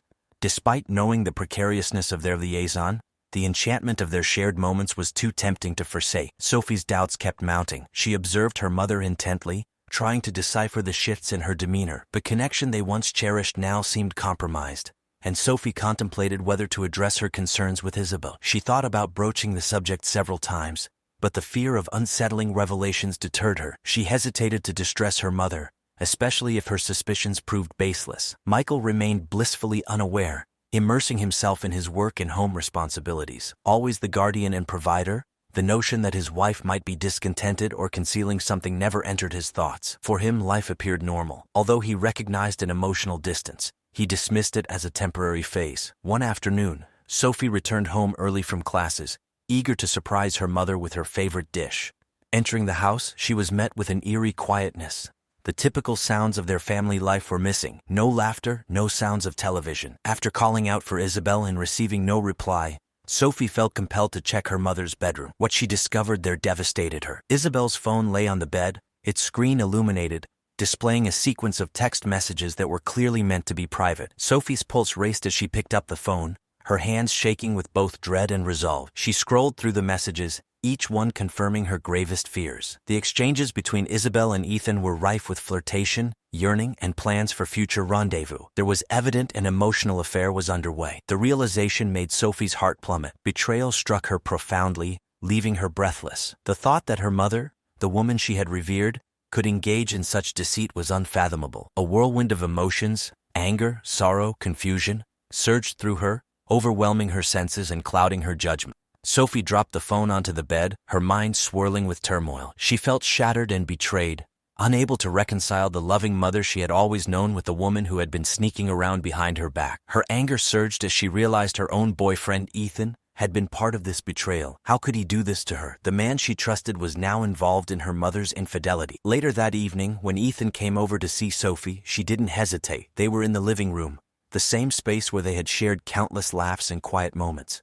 Now it felt like a battlefield. "Ethan," she said, her voice cold and firm, "we need to talk." Ethan looked confused. "What's wrong, Sophie? You seem upset." "Upset? That's an understatement. I found something today that changes everything." "What do you mean?" His face shifted to concern, but Sophie noticed a flicker of guilt. She took a deep breath, trying to steady herself. "I found texts on my mom's phone, texts between you and her. You both knew exactly." While helping Eleanor carry groceries, he narrowly escaped being seen by Clara. He ducked behind a car, pretending to retrieve a dropped item, his heart racing with the near miss. Each close call highlighted the precarious nature of his secret life, leaving him shaken by how easily everything could fall apart. As Eleanor and Clara grew more attached, they began to demand more of Daniel's time and attention. Eleanor, revitalized by her rediscovered passion for writing, started discussing the possibility of leaving her husband. She envisioned a future with Daniel, filled with love and creative collaborations, and painted this dream vividly during their meetings. These conversations left Daniel both excited and terrified, unsure of how to respond to such intense declarations, especially given their age differences. Clara, more cautious about rushing into a new relationship, subtly brought Daniel closer into her life. She introduced him to her friends as the thoughtful young neighbor, but their affectionate exchanges and knowing glances revealed much more. She even hinted at holiday plans, suggesting that Daniel might meet her family during the festive season. The increasing expectations from both women compounded the complexity of Daniel's already precarious situation. He found himself trapped in conflicting commitments, agreeing to holiday engagements with both Eleanor and Clara, fully aware that he would inevitably disappoint one or both of them. As the pressure mounted, the toll on Daniel became evident. He lost weight, endured sleepless nights filled with anxiety, and developed a habit of nervously checking his phone and looking over his shoulder. He knew he needed to end one of the relationships, but was paralyzed by the thought of causing pain to either woman. Unbeknownst to him, his erratic behavior did not go unnoticed. Both Eleanor and Clara, initially blinded by their emotions, began to sense that something was wrong. The stage was set for a confrontation that would shatter the fragile balance Daniel had struggled to maintain. The carefully constructed facade Daniel had upheld unraveled dramatically on a crisp autumn evening at Willowbrook's annual festival. With the town square bustling with festivities, Daniel hesitated about attending, knowing that both Eleanor and Clara would be there. Ultimately, he decided that not showing up would arouse more suspicion than being present. As he mingled among the townspeople, he felt as though he were navigating a minefield, exchanging pleasantries while anxiously scanning the crowd for signs of Eleanor or Clara. Just as he began to relax, thinking he might avoid any drama, fate intervened. Eleanor, who was assisting at the bookstall, caught sight of Daniel and beckoned him over with a bright smile. As he approached, hesitantly, He noticed Clara at a nearby booth, arranging items for an art auction. Time seemed to slow as Daniel watched both women, unaware of each other's significance in his life, drawing closer to an unavoidable confrontation. Eleanor reached him first, her embrace lingering longer than a simple neighborly gesture. As she stepped back, her eyes glowing with affection, Clara joined them. Daniel's heart sank as he saw the puzzled and slowly dawning realization on their faces. A tense silence enveloped the trio, broken only when Eleanor, ever the gracious architect, extended her hand to Clara. Introducing herself, Clara responded in kind, her gaze shifting between Daniel and Eleanor, noticing the too familiar touch that lingered on Daniel's arm. The ensuing conversation became an intricate dance of innuendo and subtle implication. Both women, drawing on their instincts and the hints they had previously overlooked, began to piece together the reality of their shared connection with Daniel. Caught in the middle, Daniel was paralyzed, unable to offer any defense. His silence only deepened the growing suspicions of both women, sealing the fate of his double life. The tension reached its breaking point when Eleanor, her voice trembling with suppressed emotion, pointed out a distinctive manuscript she had written specifically for Daniel, a story he had carelessly left behind. In that moment, the full extent of Daniel's deceit was exposed to both women. Eleanor's face crumpled, tears welling up, while Clara's expression hardened into one of icy indignation. Without a word, they both turned and walked away, leaving Daniel alone, the weight of his actions crashing down around him. The repercussions were swift and brutal. As Eleanor and Clara departed in opposite directions, whispers spread among the festival goers. Onlookers who had witnessed their charged confrontation began to speculate, and soon rumors rippled through Willowbrook. Daniel, reeling from the sudden exposure of his deceit, fled the event. That night, he paced restlessly, alternating between frantic attempts to contact both women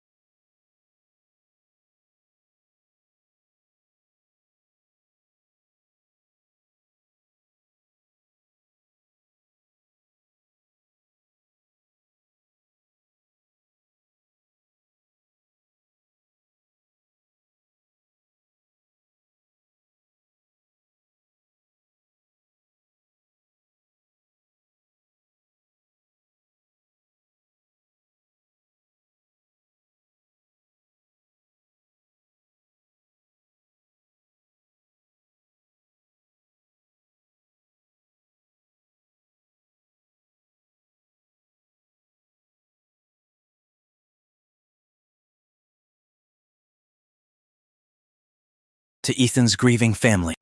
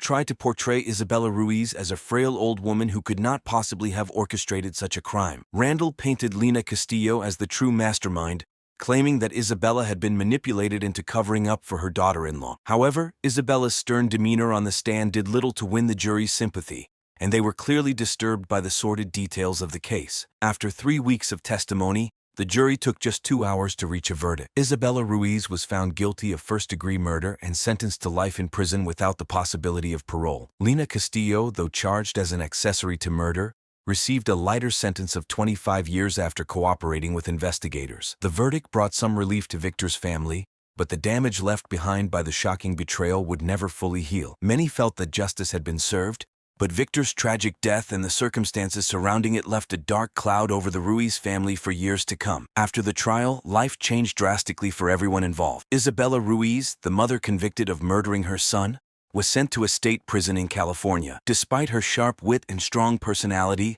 life behind bars proved challenging. Isabella tried to maintain her dignity, but the isolation and stigma of her crime weighed heavily on her. In prison, she was often the target of gossip and disdain from other inmates.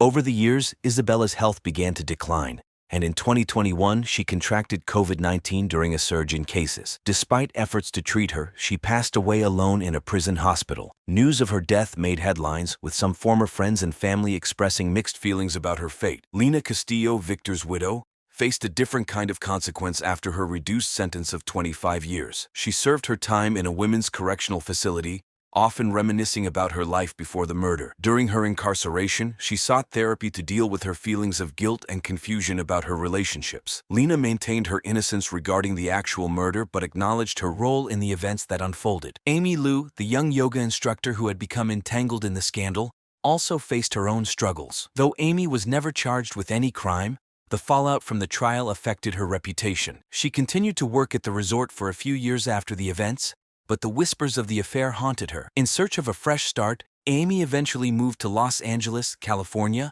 where she enrolled in college.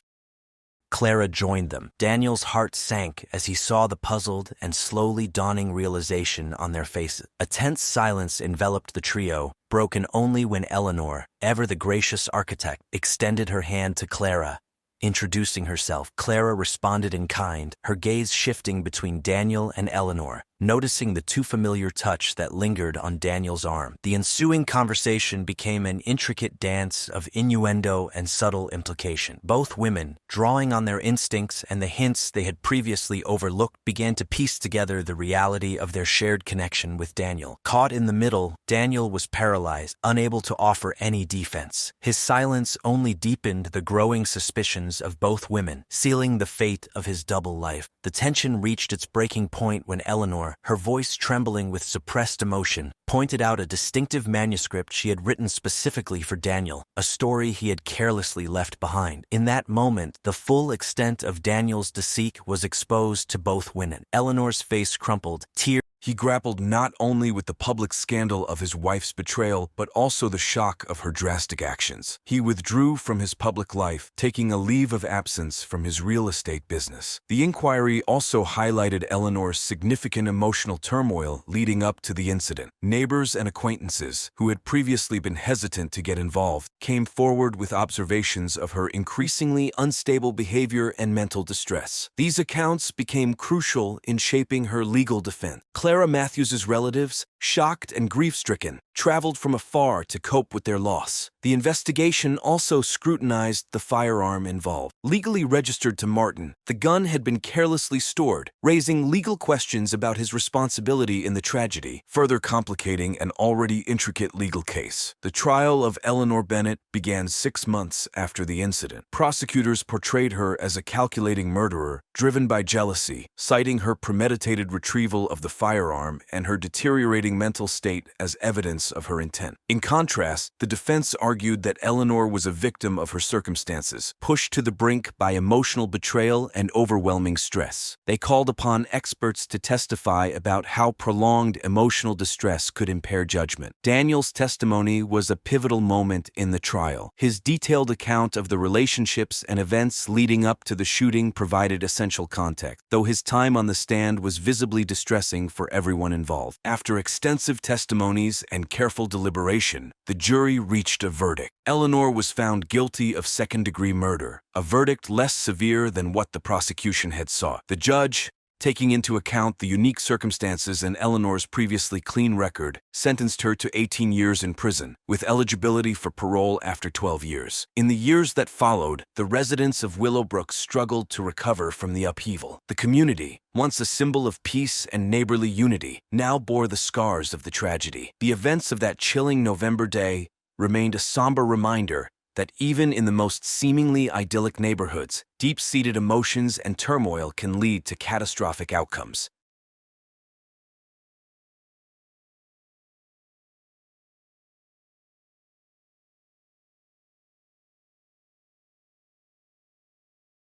In the heart of a lively London neighborhood, a respected teacher, adored by her community for her seemingly perfect life, hides a dark secret. Her manipulative affair with her father-in-law triggers a series of events that lead to murder. This is the story of Emily Peterson, a woman whose obsession with control and independence spirals into a deadly tragedy that shocks everyone around her. Emily Peterson, 36, seemed to live a life many envied. She had the image of a dedicated teacher, actively involved in every school and community event. People often admired her devotion to her family, especially to her husband Thomas, who worked tirelessly managing his chain of flower shops. While Thomas focused on expanding the business, Emily stayed at home, raising their children, Lily and Max, instilling values of responsibility and kindness in them. During this time, George Williams, Thomas's father, now 65, had retired from the business to enjoy his free time. Once a successful businessman, George was known for his wisdom and insights, frequently attending local events and offering advice to younger generations in the area. After losing his wife,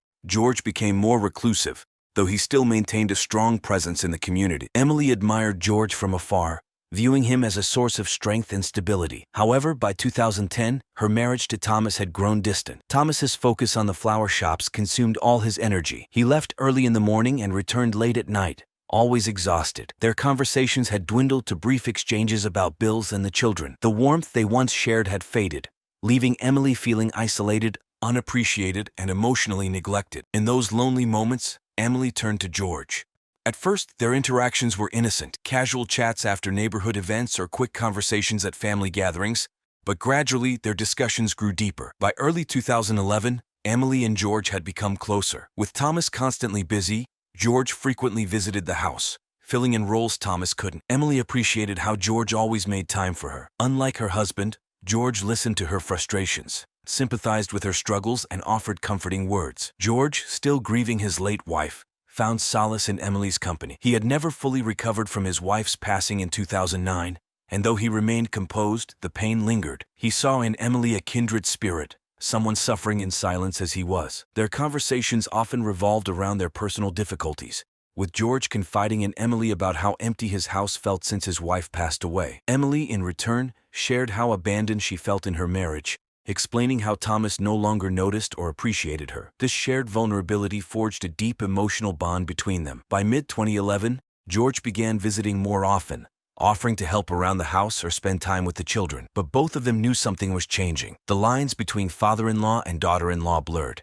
Emily, who had always been seen as a devoted wife, began to enjoy the power she had over George. She could see the effect she had on him, how his demeanor softened whenever they were alone. Gradually, Emily began to manipulate the situation, carefully playing into George's emotions while keeping up her image as the devoted daughter-in-law. She would talk about how much she missed having a partner who truly cared for her, knowing that George, in his vulnerability, would fall into that role. She frequently brought up topics of loss and loneliness, aware that George's emotional fragility would keep him conflicted. By the end of 2011, their relationship had crossed from emotional to physical, though it remained hidden beneath layers of secrecy and guilt. George, torn between his grief and his deepening attachment to Emily, wrestled with the affair. Emily, on the other hand, faced no such struggle. For her, the affair was all about control. She relished the power she wielded over George, a man once considered untouchable in the community. It wasn't love driving her actions, but a calculated thirst for something more. She had grown weary of being the dutiful wife,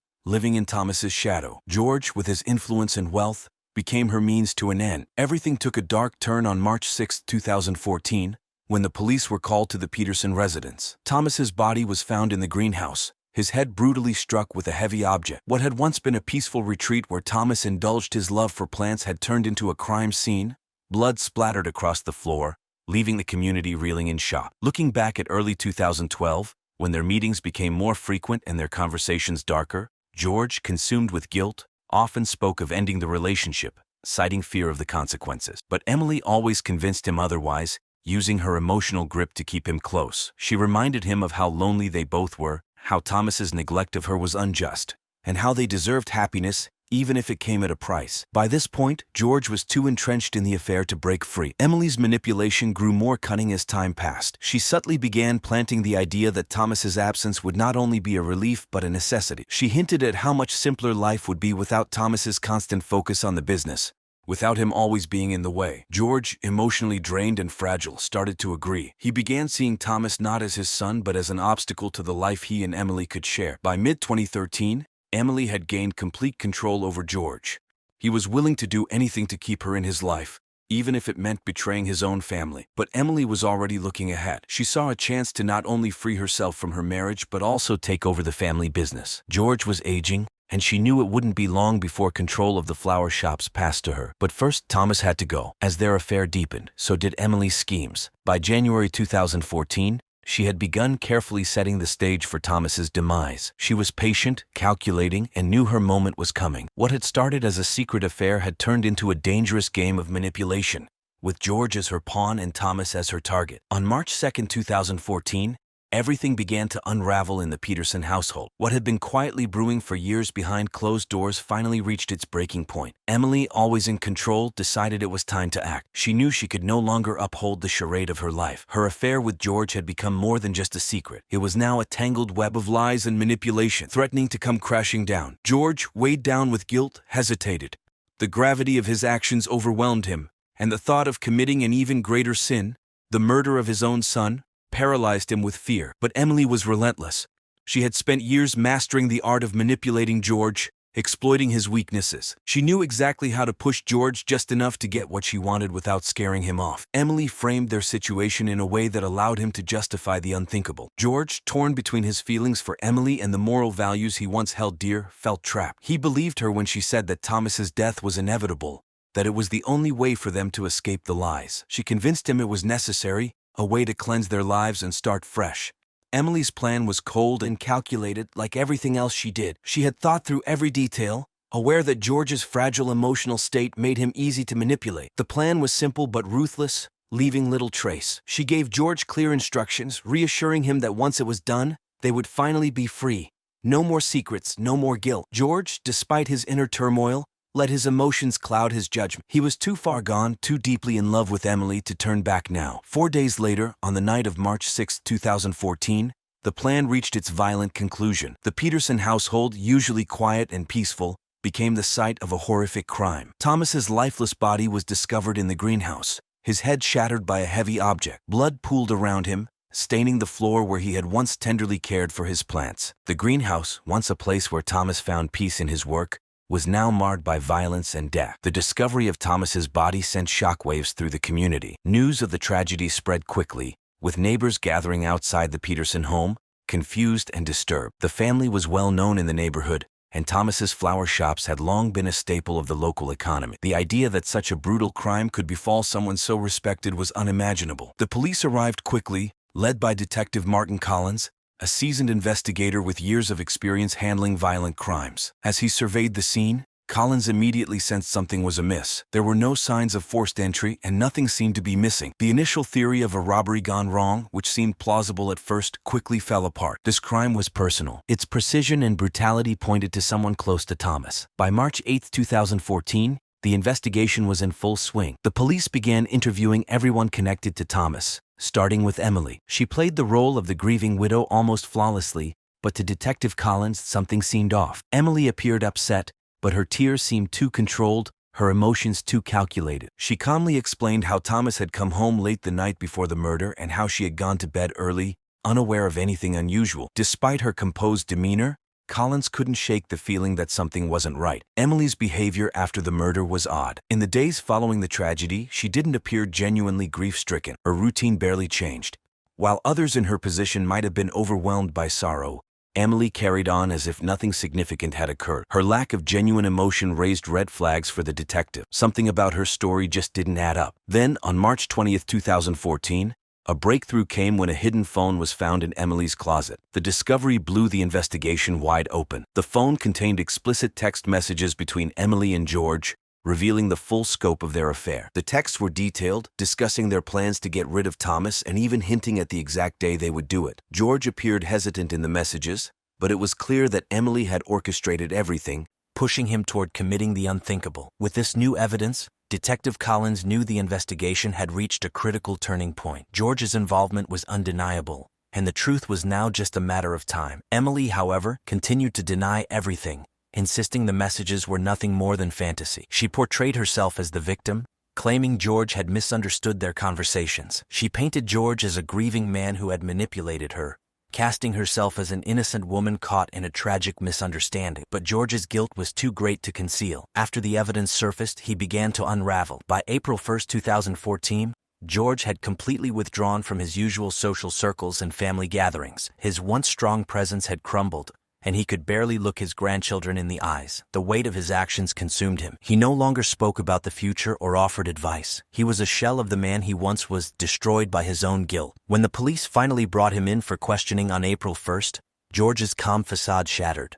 Confronted with the phone records, George broke down, confessing to the affair. He explained how Emily had drawn him in, using his grief and vulnerability to manipulate him. He admitted that he had fallen for her, but he strongly denied any involvement in Thomas's murder. George described how the affair had spiraled out of control, but he couldn't bring himself to confess to the ultimate crime. Emily, however, remained composed as George confessed. She stuck to her story, continuing to claim that the messages were simply part of a fantasy and denying any plot to harm Thomas. She placed all the blame on George, insisting he had acted out of desperation. But the overwhelming evidence, combined with George's broken confession, told a different story, one of a manipulative woman who had carefully orchestrated her husband's downfall. As the case moved forward, the community was left reeling from the betrayal, wondering how such darkness had been hidden beneath the surface of such a respected family. On April 15, 2014, the quiet streets of the London neighborhood buzzed with shock as both Emily and George were arrested for Thomas's murder. The news spread rapidly, reaching every corner of the community. This was no ordinary crime.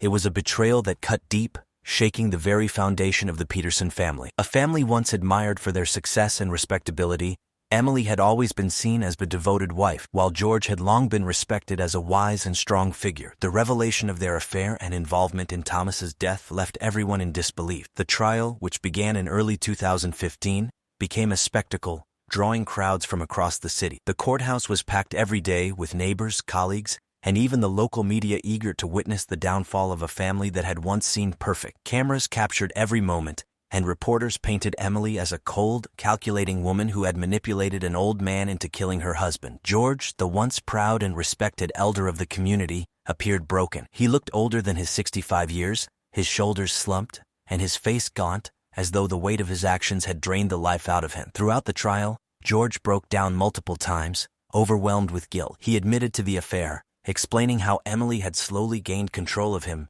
drawing him deeper into her web of manipulation. He described how he had never intended for Thomas to die, insisting that his involvement had spiraled out of control under Emily's influence. His remorse was evident, and many in the courtroom felt sympathy for him, but his confession, although filled with regret, did little to absolve him of his role in the crime. Emily, in stark contrast, exuded confidence. She sat in the courtroom with a calm and composed demeanor, showing no signs of guilt like the kind that consumed George.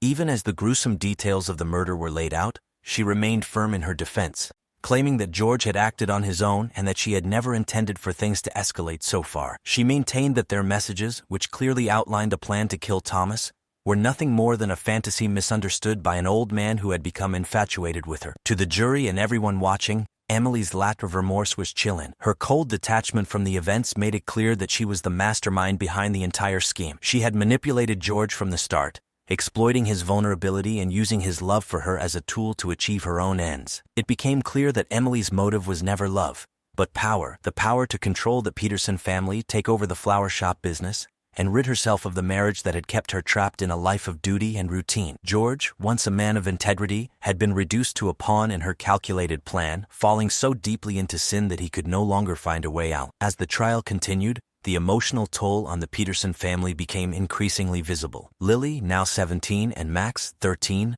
were forced to endure the painful details of their father's murder while also grappling with their mother's betrayal. Lily, who had always admired her mother's strength, was left heartbroken, struggling to reconcile the woman who raised her with the cold manipulator described in court. Max, still so young, could barely comprehend how his entire world had collapsed. The loss of his father and the destruction of his family weighed heavily on him. Both children were left to navigate the shame and confusion that followed them everywhere they went. On October 10, 2015, the verdict was delivered. The jury, after hearing all the details of the case, found Emily guilty of first-degree murder. She was sentenced to life in prison, a decision that brought some closure to the community but left many unanswered questions. George, although spared from a life sentence, faced his own punishment. He was convicted of lesser charges, but his reputation was irreparably damaged, and his guilt would haunt him for the rest of his life. The social circles where he had once been respected no longer welcomed him, and his family ties were shattered beyond repair. In the aftermath of the trial, the Peterson family was left in ruins. The flower shop business, once a source of pride, struggled to survive. Without Thomas's leadership and with George's involvement in the scandal,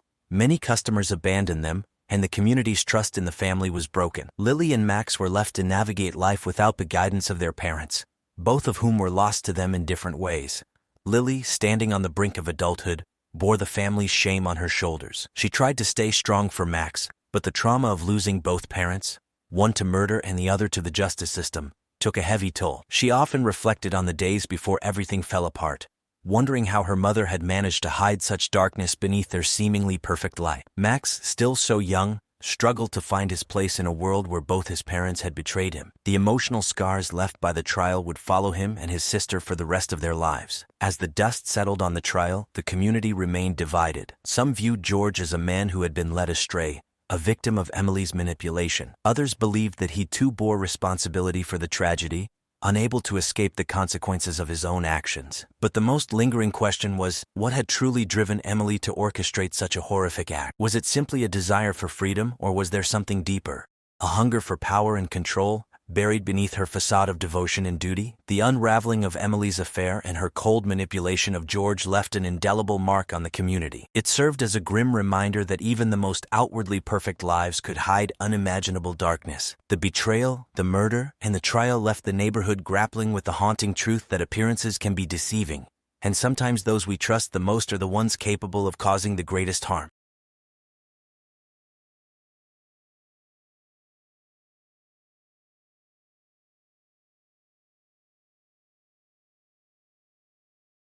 Today, we delve into a chilling case from Naples, Florida, In January 2005, a young man's dreams were abruptly ended in a scheme fueled by obsession, envy, and an intense longing for youth. Ethan Wright was a 20-year-old college student thriving in Maples, a locale renowned for its lively retirees, seasonal visitors, and the hidden lives of young individuals who cater to them. Ethan was enthusiastic about coffee and aspired to own his own cafe someday. Known among friends for his deep interest in coffee culture, he loved crafting new blends and perfecting his brewing techniques.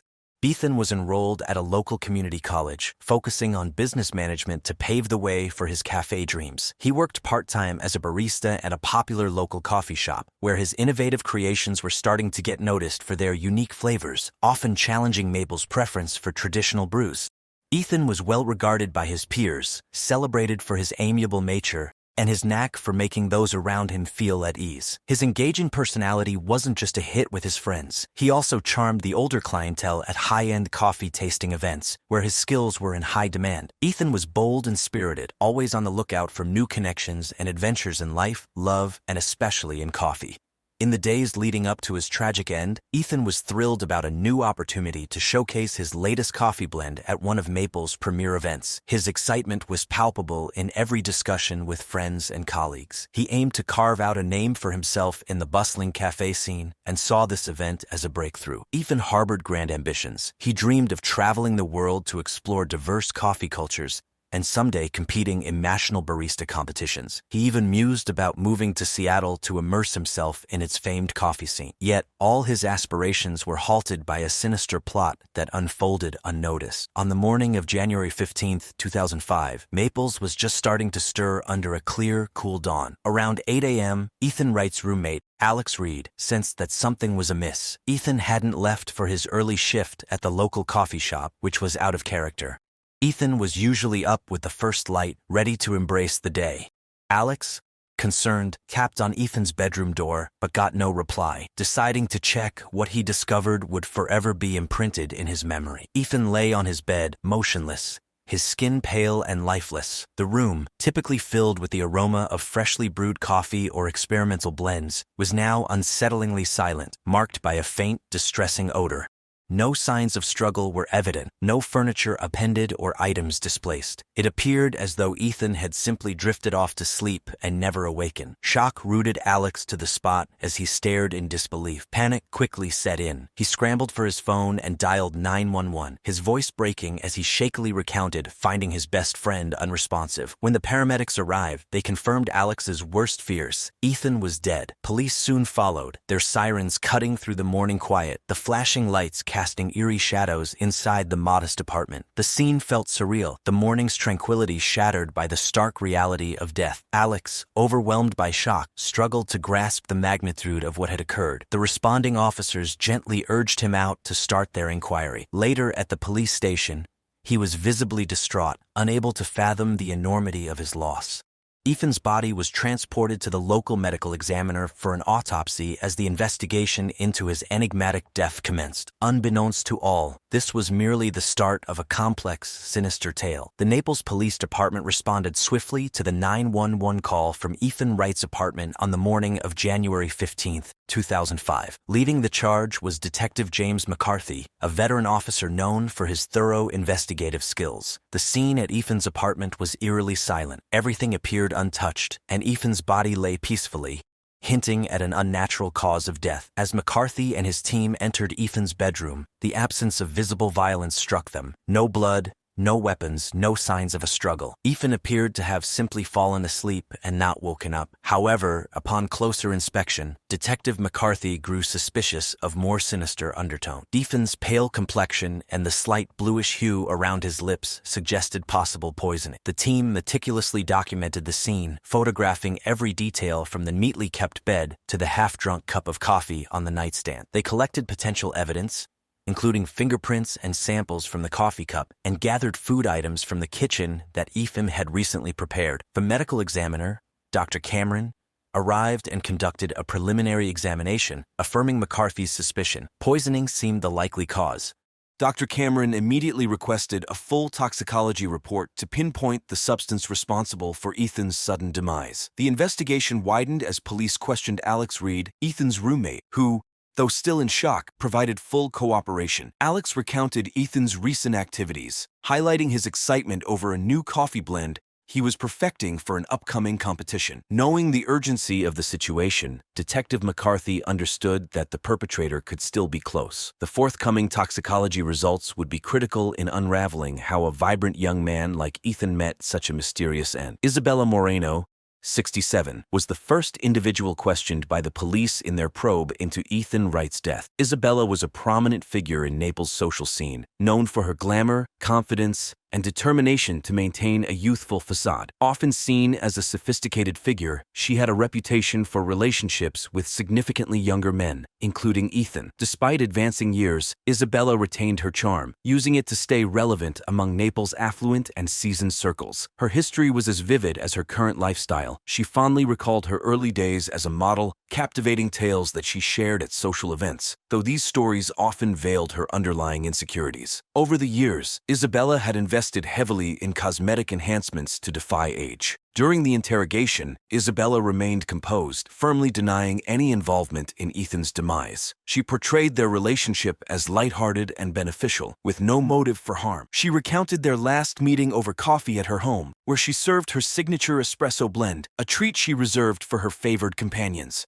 Isabella cooperated with the questioning, effortlessly responding and even proposing to share her espresso recipe, trivializing it as an innocuous detail. Yet, beneath her polished veneer, Detective James McCarthy sensed discrepancy. Her too-perfect calmness and readiness to divulge details felt rehearsed, as if she were performing a well-practiced role. The detectives pondered her potential motives. Isabella's fixation on maintaining control and youth could dangerously extend to manipulating those close to her. The depth of her comments about Ethan hinted at a more intricate connection than she admitted. The detective speculated that Isabella's fear of losing her youthful companion might have driven her to extreme actions. As the investigation deepened, Isabella was kept under intense observation, her meticulously constructed persona starting to unravel. The second suspect scrutinized by the police was Alex Reed, a 22-year-old environmental science student who frequented local ecological events in Naples. Alex was known for his engaging personality and environmental activism, but also had side activities that were less savory, including minor run-ins with the law over environmental protests. He was one of Isabella Moreno's younger acquaintances, and their association had grown increasingly complex. Alex was charismatic and well-liked, but had a known competitive edge and was prone to jealousy over academic and social standing. His relationship with Ethan Wright was strained. Both were part of Isabella's social circle, and it was no secret that Alex saw Ethan as a competitor in both the social scene and their mutual connection to Isabella. Ethan's rising popularity in the local coffee culture scene only heightened Alex's insecurities as someone struggling to make significant academic impacts.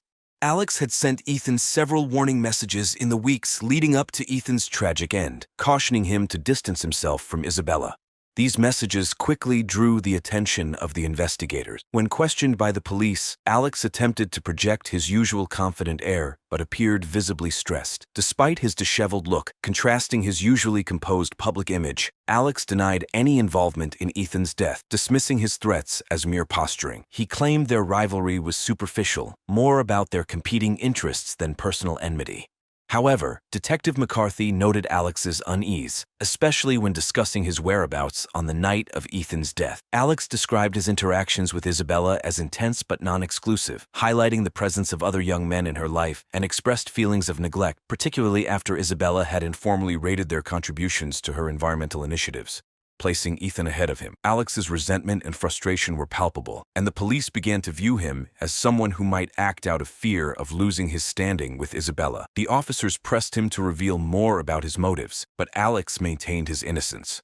Despite his assertions, the threats he had previously made could not be overlooked, and his mixed feelings about Ethan, combined with his ties to Isabella, rendered him a significant suspect. The investigation persisted, with detectives closely monitoring Alex to learn more about his potential involvement in the case. The third suspect scrutinized was Mia Turner, a 19-year-old who had recently relocated from Michigan to Naples to break free from her troubled past, including a brief history with substance misuse. Mia quickly immersed herself in Naples' burgeoning art scene, working under the alias Mystic Mia at local galleries. Despite her young age, Mia was recognized for her compelling charm and knack for navigating complex social dynamics to her benefit. She had entered into a casual relationship with Isabella Moreno, seeing the older woman as a gateway to stability and an escape from her past troubles. Mia's connection with Isabella was pragmatic. Isabella offered Mia mentorship and introductions in the art world, while Mia provided companionship. Mia's ambition, however, was not to remain just another protégé. She aimed to become Isabella's foremost associate. This drive made her intensely competitive with Isabella's other younger friends, including Ethan Wright and Alex Reed. When Mia was brought in for questioning, she maintained a composed and cooperative demeanor, yet her responses were calculated. She described her association with Isabella as a necessary alliance for her survival and vehemently denied any reason to harm Ethan. She acknowledged the underlying tensions between Alex and Ethan but refuted any personal involvement in their conflicts. Mia portrayed herself as a victim of her circumstances, striving to reshape her life in Naples. Detective McCarthy, however, was skeptical of Mia's narrative. He observed that Mia's answers were often evasive, particularly concerning her recent interactions with Ethan and Alex.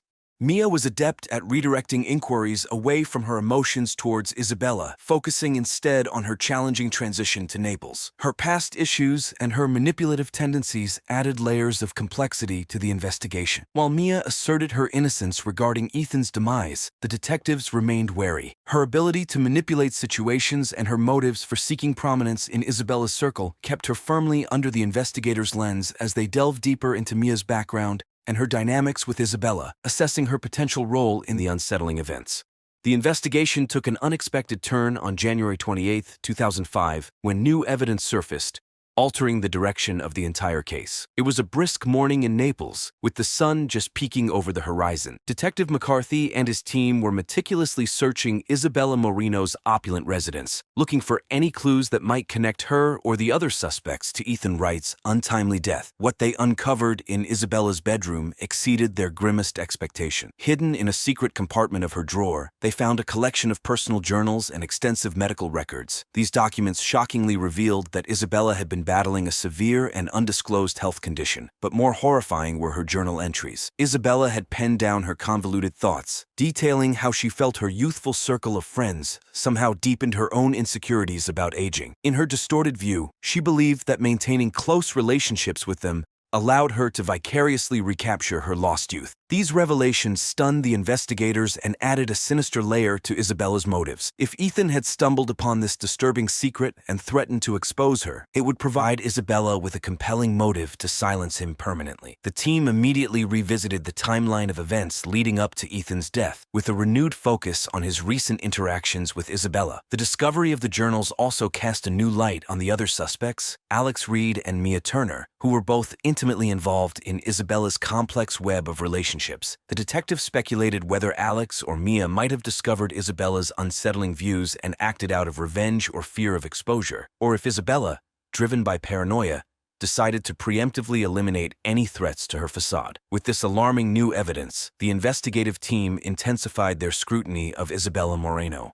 They started to piece together a case linking her not just to Ethan's death, but to a broader pattern of manipulation and deceit. The journals and medical records were dispatched for further examination, and the detectives prepared to confront Isabella with the grim reality they had unearthed. As the investigation pressed forward, the puzzle pieces began aligning, drawing the detectives ever closer to resolving the mystery and exposing the dark secrets at the heart of Ethan Wright's tragic demise. On January 30th, 2005, just 2 days after unearthing unsettling evidence in Isabella Moreno's home, the Naples police took decisive action. Led by Detective James McCarthy, the team approached Isabella's residence in the early afternoon. The clear sky allowed the winter sun to cast elongated shadows over the well-kept lawns of her affluent neighborhood. Isabella was at home, organizing one of her renowned social gatherings, when the detectives rang her doorbell. Adorned in an elegant robe with her hair impeccably styled, she greeted them with her characteristic poised smile. However, her smile quickly dissipated as Detective McCarthy announced her arrest for the murder of Ethan Wright. Isabella's reaction was a blend of surprise and resistance. She demanded to know the basis for her arrest, staunchly asserting her innocence even as she was handcuffed and escorted out. As she walked toward the police car, Isabella Isabella started reciting lines from a well-known novel, seemingly attempting to appear unstable. Isabella Moreno's arrest sent ripples through Naples' elite circles. Renowned for her sophisticated lifestyle and the youthful crowd she entertained, the idea of her involvement in such a grim and shocking crime was nearly inconceivable to many. Yet,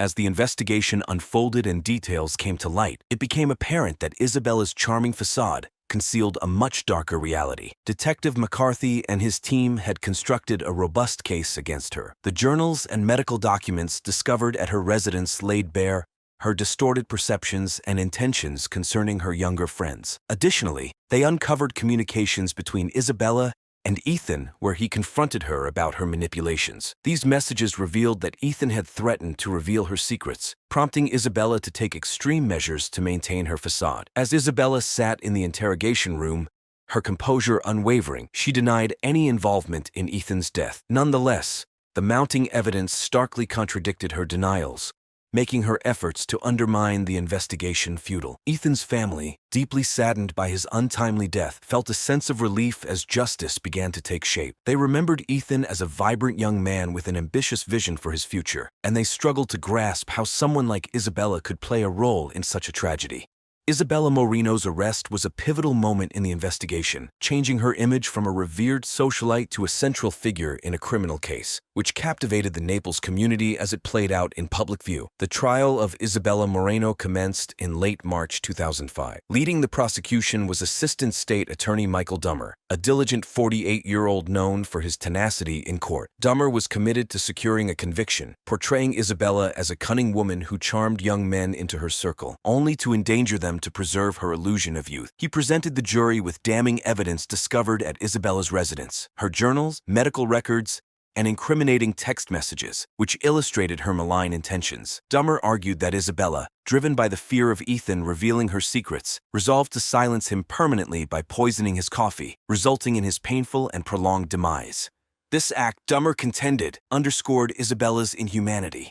On the defense, Sharon Mallister, a composed and astute 39-year-old attorney, argued that Isabella was being unjustly vilified due to her age and non-traditional relationships. Mallister endeavored to depict Isabella as a victim of cultural biases, a woman who had perhaps made misguided decisions but was not a murderer. She criticized the prosecution's case as reliant on circumstantial evidence and maintained that they had not conclusively proven Isabella was responsible for Ethan's death. Mallister proposed that Ethan's demise could have been accidental or the consequence of actions taken by others within Isabella's circle, hinting at possible involvement of other acquaintances like Alex Reed and Mia Turner. Throughout the trial, Ethan's family endured with profound sorrow. His mother, Susan Wright, frequently struggled to hold back tears as the harrowing details of her son's demise were revealed. The emotional strain on the family was palpable as they sought justice for the bright young man whose life had been cruelly snatched away. After 2 weeks of intense testimony, the jury deliberated for just 6 hours before delivering a guilty verdict on all charges. Isabella Moreno was convicted of first-degree murder and sentenced to life in prison without the possibility of parole. This sentence was a significant win for the prosecution and provided a small solace to Ethan's grieving family. Although the verdict offered some closure, the deep loss of Ethan would forever leave a void in their lives. For Isabella Moreno, the erstwhile esteemed socialite, her remaining years would unfold behind bars, far removed from the opulence and youthful allure she had fought so hard to maintain. Post-trial, Isabella began her life sentence at Florida's El Correctional Institution, where the stark prison conditions starkly contrasted her previous luxurious lifestyle. Bereft of her former glamour and influence, she became just another inmate, her obsession with maintaining youth fading into a bleak reality of aging in confinement. Alex Reed, also scrutinized during the investigation, withdrew from Naples' environmental circles. The formerly positive attention he had garnered now tainted his reputation, prompting him to relocate to California to rebuild his life as a sustainability consultant. Yet, the shadow of his involvement in the case continued to haunt him. Mia Turner, similarly affected, faced challenges due to her tarnished reputation. She decided to depart from the Naples art scene, dedicating herself to personal rehabilitation and starting anew. She returned to Michigan for familial support and to engage in community-based recovery programs. In the years following the trial, Naples moved forward, yet the echo of this shocking crime lingered, a grim reminder of the destructive extents of obsession and the devastating impact of hidden secrets on a community. The Turner family seemed like your typical middle-class household. They resided in a snug suburban house in Portland, set in a peaceful neighborhood overlooking the local park. The home was modest but radiated warmth and stability. This family of three included Isabel Turner, a police officer with a decade of dedication to the Portland Police Department, her spouse, Michael Fuller, a seasoned high school science teacher, and their daughter, Sophie Reed, who juggled her job as a waitress with part-time culinary arts studies at a nearby community college. At 42, Isabel stood as the family's backbone, renowned for her staunch dedication to her law enforcement career. She was celebrated for her meticulous handling of challenging cases. However, the emotional strain of her work gradually infiltrated her personal life. The extensive hours, stress, and unpredictable nature of police work slowly widened the gap between her and her family, especially with Michael, who often found himself alone during the evenings as Isabel worked late. Michael Fuller, 45, had dedicated over 15 years to teaching science at the local high school. His role brought financial stability but none of the thrill or acclaim associated with Isabel's career. Michael found joy in teaching, particularly in helping students tackle complex subjects. Yet he felt an increasing disconnect within his marriage. Minor irritations, like missed conversations and silent dinners, evolved into a significant emotional rift. He endeavored to maintain a smooth-running household, taking care of repairs and daily tasks. Yet the growing distance from Isabel was palpable. Sophie Reed, 20, divided her time between her shifts at a well-liked cafe and her aspirations to become a chef. Intelligent and ambitious, Sophie was well aware of her parents' mounting tensions. Though she loved both deeply, she opted to concentrate on her own life, steering clear of their marital problems. Sophie's free time was often spent with her boyfriend, Ethan Morris, a chef at a chic downtown eatery. Ethan was a frequent guest at the Turner house, regularly partaking in family dinners or spending quiet evenings with Sophie. While Michael and Sophie focused on their own lives, Isabel struggled with a mounting sense of dissatisfaction. Over the years, she had started to feel neglected by Michael. Their relationship, once vibrant with passion and excitement, had settled into a routine and predictable pattern. Their conversations had dwindled to daily trivialities or mundane domestic matters. The initial spark was lost, as was the intimacy they once shared. As a police officer dealing with high-stress situations daily, Isabel craved a deeper emotional connection, something she hadn't felt for years. The first hint of trouble emerged when Isabel found herself increasingly attracted to Ethan. At 23, Ethan was youthful, energetic, and inherently charismatic. He had been dating Sophie for just over a year and was a familiar presence in the Turner household. Ethan was polite, respectful, and genuinely supportive of Sophie's culinary ambitions. Initially, Isabel appreciated his presence as he brought joy to Sophie,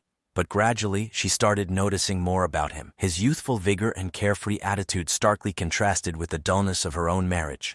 The more Isabel interacted with him, the more she felt an unexpected attraction growing. Ethan, oblivious to Isabel's internal struggle, continued his regular visits to the Turner home. He had no inkling of anything amiss. His attention was divided between his relationship with Sophie and his career as a chef. However, Isabel found herself increasingly looking forward to his visits. More than she cared to admit, she began to pick up on the little things: his smile, the attentive way he listened, his casual yet assured manner. These subtle observations laid the foundation for an emotional bond Isabel hadn't foreseen. Amid the emotional distance with Michael, Ethan's presence became a comforting solace for her. Isabel rationalized her feelings as harmless. After all, nothing untoward had occurred, and Ethan remained Sophie's boyfriend. But the more she tried to stifle these emotions, the stronger they grew. She started creating reasons to interact with him, from offering him a drink during his visits to subtly joining conversations between Ethan and Sophie. These small actions, trivial to others, became Isabel's way of feeling acknowledged and valued, a sentiment she hadn't experienced in her marriage for a long time. Isabel Turner couldn't ignore the deepening feelings she had for Ethan Morris. The emotional gap in her marriage with Michael only intensified her attraction to the young chef. What began as harmless flirting soon evolved into a deeper longing for connection that she hadn't experienced in years. Isabel started organizing secret rendezvous with Ethan, seeking solace from the solitude of her home life. Their covert meetings occurred at various locales around Portland, where the thrill of potential discovery added to their excitement. One of their preferred spots was a tranquil park near Isabel's neighborhood. Enclosed by tall trees and meandering paths, the park provided an ideal hideaway, even if only briefly. They would wander through the park, discussing everything from childhood tales to their aspirations for the future. Another cherished spot was a fashionable cafe near downtown, where the intimate atmosphere and dim lighting facilitated their discretion. The cafe, adorned with contemporary decor and filled with the inviting aromas of coffee and pastries, became a haven for Isabel. There, she and Ethan could unwind, exchange stories, and share laughter that felt both invigorating and forbidden. The bustling setting offered the perfect camouflage, enabling them to merge with other patrons without attracting notice. However, the happiness these moments brought her was tinged with guilt. Sophie, ever perceptive to the moods around her, started sensing that something was amiss. Though she couldn't pinpoint what it was, a sense of disquiet troubled her. Isabel's demeanor had shifted, her smiles seemed contrived, and she often seemed preoccupied during family meals. Occasionally, Isabel would excuse herself to answer phone calls, returning with an anxious expression. Sophie couldn't shake the feeling that her mother was concealing something, yet she lacked the experience in adult relationships to address it. Meanwhile, Michael remained oblivious to the mounting tension within his family. He stayed committed to his work, convinced that his provision was vital for their happiness. He often returned home drained, seeking comfort in the regularity of household life. His conversations with Isabel had shortened to concise and functional exchanges, which he attributed to her job stress rather than any underlying troubles. Michael frequently attempted to initiate discussions about household projects or future endeavors, but Isabel's aloof and distracted replies only added to his growing sense of frustration and bewilderment. They crafted detailed schemes to dodge any suspicions. Isabel often claimed she had late shifts at the police department or needed to stay for overtime, while Ethan would explain he was prepping for exams or putting in extra hours at the restaurant. Each meeting, veiled in secrecy, not only thrilled them but also intensified Isabel's internal struggle. She was aware she was straying from her commitments, yet the emotional bond with Ethan was overwhelmingly compelling. He made her feel cherished, valuable, and acknowledged, sensations that had become scarce in her life with Michael. One afternoon, while strolling through Portland's Forest Park, Isabel stopped on a hidden path to catch her breath. The air was brisk and the scent of the forest enveloped them. Ethan, vibrant and full of life, enthusiastically shared a tale from his youth. Listening to him, Isabel felt a wave of affection wash over her, shadowed by the stark reality of their situation. She pondered whether this new connection was worth the risks. Despite knowing the precariousness of their liaison, the enchantment of their shared moments was too tempting to forsake. Sophie's doubts kept mounting. She observed her mother intently, trying to decipher the shifts in her demeanor. The connection they once cherished now seemed compromised, and Sophie contemplated whether to address her concerns with Isabel. She thought about broaching the subject several times, but the fear of unsettling revelations deterred her. She hesitated to distress her mother, especially if her suspicions proved baseless. Michael remained blissfully unaware, immersing himself in his work and home responsibilities. Always the guardian and provider, the notion that his wife might be discontented or concealing something never entered his thoughts. For him, life appeared normal. Although he recognized an emotional distance, he dismissed it as a temporary phase. One afternoon, Sophie returned home early from classes, eager to surprise her mother with her favorite dish. Entering the house, she was met with an eerie quietness. The typical sounds of their family life were missing. No laughter, no sounds of television. After calling out for Isabel and receiving no reply, Sophie felt compelled to check her mother's bedroom. What she discovered there devastated her. Isabel's phone lay on the bed, its screen illuminated, displaying a sequence of text messages that were clearly meant to be private. Sophie's pulse raced as she picked up the phone, her hands shaking with both dread and resolve. She scrolled through the messages, each one confirming her gravest fears. The exchanges between Isabel and Ethan were rife with flirtation, yearning, and plans for future rendezvous. There was evident an emotional affair was underway. The realization made Sophie's heart plummet. Betrayal struck her profoundly, leaving her breathless. The thought that her mother, the woman she had revered, could engage in such deceit was unfathomable. A whirlwind of emotions, anger, sorrow, confusion, surged through her, overwhelming her senses and clouding her judgment. Sophie dropped the phone onto the bed, her mind swirling with turmoil. She felt shattered and betrayed, unable to reconcile the loving mother she had always known with the woman who had been sneaking around behind her back. Her anger surged as she realized her own boyfriend, Ethan, had been part of this betrayal. How could he do this to her? The man she trusted was now involved in her mother's infidelity. Later that evening, when Ethan came over to see Sophie, she didn't hesitate. They were in the living room, the same space where they had shared countless laughs and quiet moments.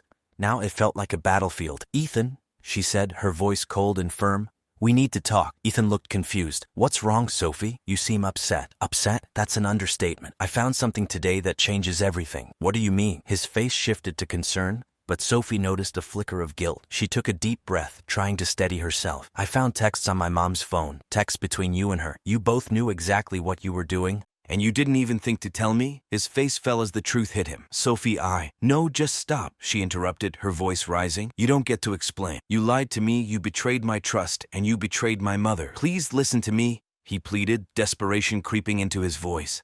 It's not what you think, Isabel and I. It's exactly what I think, Sophie shouted, tears streaming down her face. You're part of this and I can't be with someone who would do this to me. You need to leave. Ethan stood frozen, processing her words. Sophie, I care about you. I never wanted this to happen. Caring about me means nothing if you're sneaking around with my mother, she snapped. Just go. I can't even look at you right now. That night, Isabel came home late, her face lighting up when she saw Sophie. Hey honey, I missed you. How was your day? Sophie's heart raced as she took a deep breath. We need to talk. Isabel's expression changed immediately, her smile fading. What's wrong? I know about you and Ethan, Sophie said, her voice steady despite the storm inside her. What are you talking about? Isabel's eyes widened in shock. I found the texts on your phone. Don't lie to me, Mom. I know everything. Isabel's face shifted from confusion to guilt and fear. Sophie, No, don't try to explain. I can't believe you would do this to Dad and me. How could you betray our family like this? Tears welled up in Isabel's eyes as she struggled to find the right words. I never meant for this to happen. I don't want to hear it, Sophie interrupted, her voice breaking. You've ruined everything. I can't even look at you right now. With that, Sophie stormed out of the room, overwhelmed by a profound sense of loss. The once strong bonds that held their family together now felt frayed and fragile. The love that had defined their relationships had been replaced by anger and betrayal. In the days that followed, tension in the Turner household reached a breaking point. Isabel and Sophie barely spoke, only exchanging the bare minimum of words. It was a stormy night on August 21st when Sophie returned home late from her shift at the bookstore. Sophie paused at the door, her heart pounding in her chest. She heard muffled voices coming from the back of the house. Laughter mixed with whispered words that fueled her anger. She took a deep breath, bracing herself for the confrontation she had been dreading. Just as she was about to enter, she caught a glimpse of movement through the window. Her breath caught as she recognized the figures inside.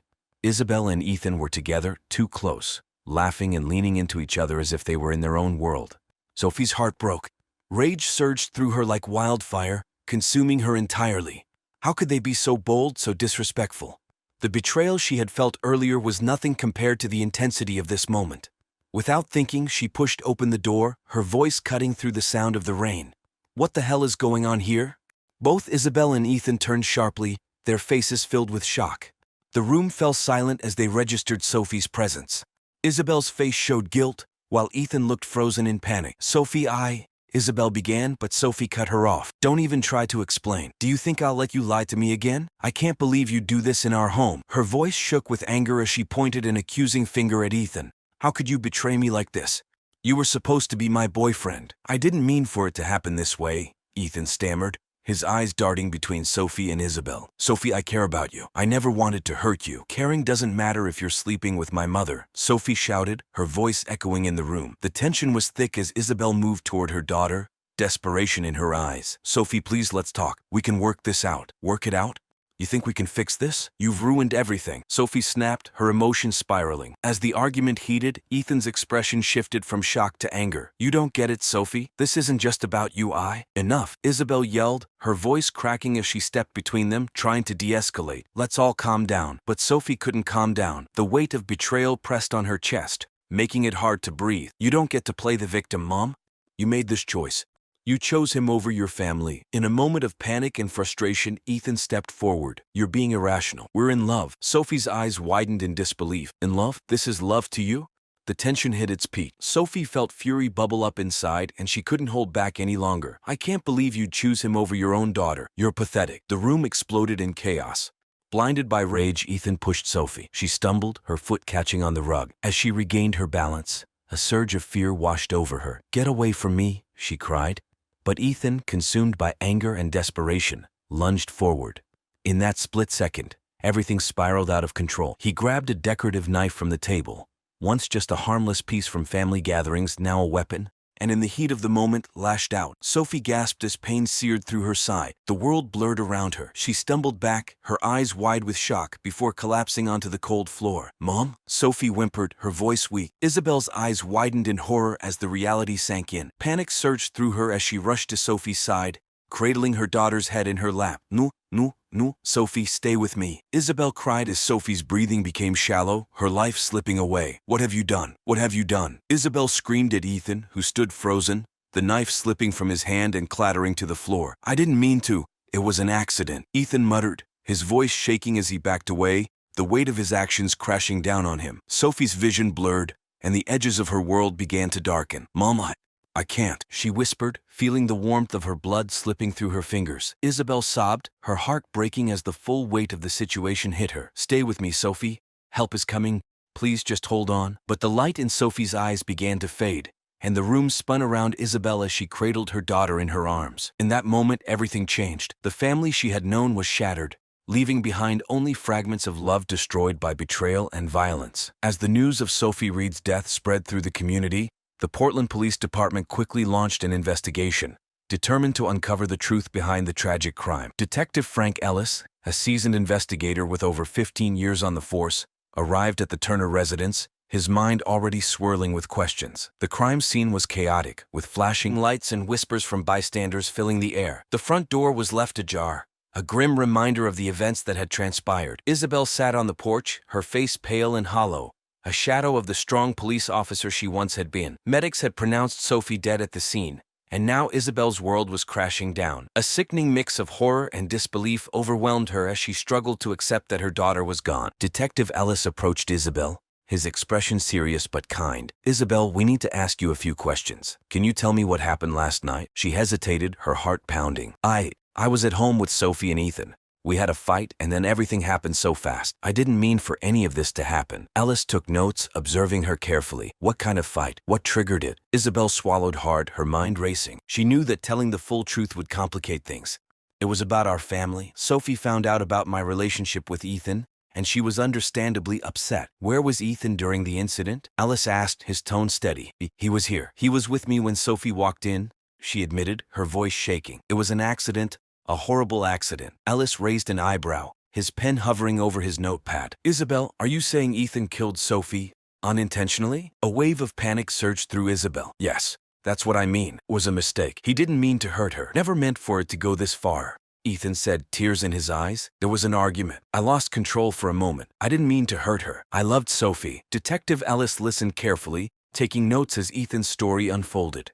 "You were involved with Isabel Turner, correct? How long had that been going on?" Ethan nodded, his gaze falling. "A few months.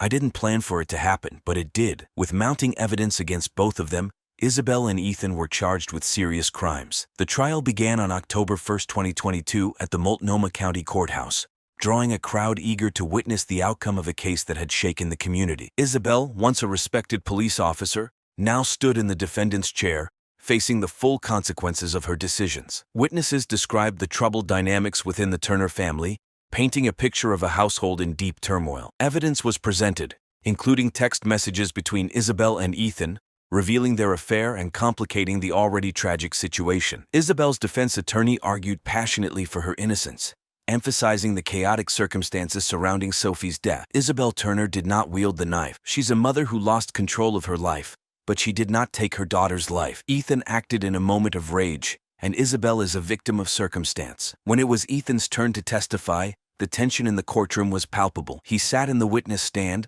a shadow of the confident young man he had once been. "I never wanted this to happen," he repeated, his voice cracking. "Sophie was everything to me. I loved her. I'm so sorry." The jury deliberated for 3 days, wrestling with the complexities of the case. Finally, on October 8, 2022, the verdicts were delivered.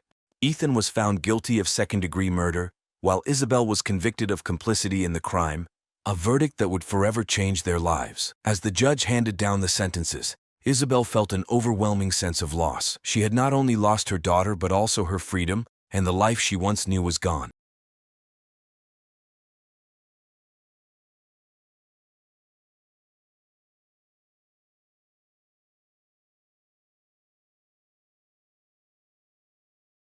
Today, we venture into the hidden shadows of what seemed like a normal suburban marriage, where the secrets shared between a young wife and her much older gynecologist led to a tragic, fatal conclusion. How does an illicit affair, steeped in manipulation and fear, devolve into blackmail and ultimately cold-blooded murder? Lily Evans had always been known as the quiet one. Raised in a small town in Nebraska as the middle child in a family of 5, her siblings were always in the spotlight, outgoing, successful, and the embodiment of everything her parents admired.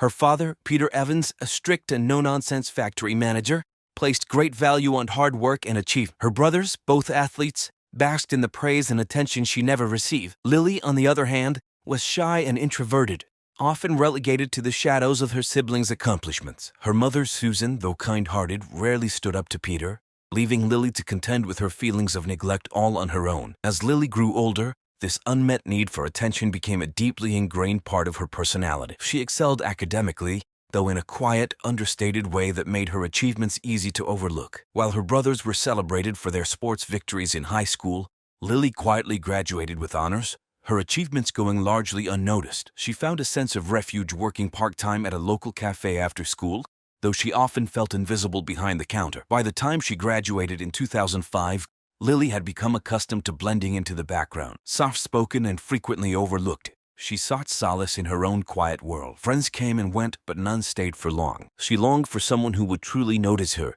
who could see beyond her reserved demeanor and appreciate her for who she was. This deep-seated desire for validation would later play a significant role in shaping many of her future relationships. In 2007, during a shift at the cafe, Lily met Chris Evans. He was everything she wasn't: outgoing, ambitious, and charismatic. He saw her in a way no one else had before. Their first conversation occurred when Chris stopped in for coffee while on a business trip. He was immediately drawn to her, and for the first time in her life, Lily felt truly seen. They quickly became inseparable. Chris adored Lily's calm and nurturing personality, while she reveled in the way he made her feel important and valued. By early 2008, to the surprise of their families, they were married. Chris was always supportive, constantly encouraging Lily to pursue what made her happy. At the same time, he had just launched a promising career as a sales manager, with his future looking bright. Meanwhile, Lily had dropped out of community college, unsure of what she truly wanted in life. Her enthusiasm for her studies had waned as she focused more on building a life with Chris. By the latter half of 2008,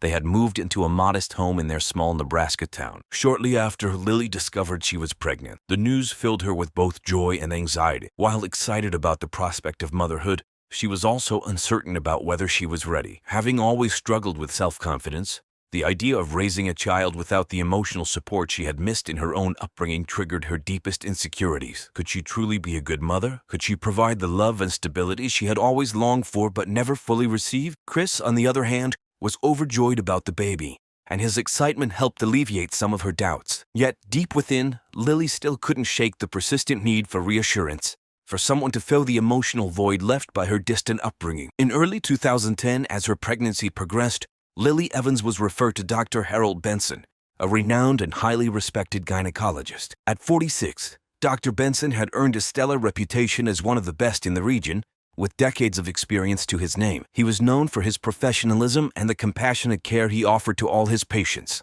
On the morning of September 3, 2011, however, everything changed.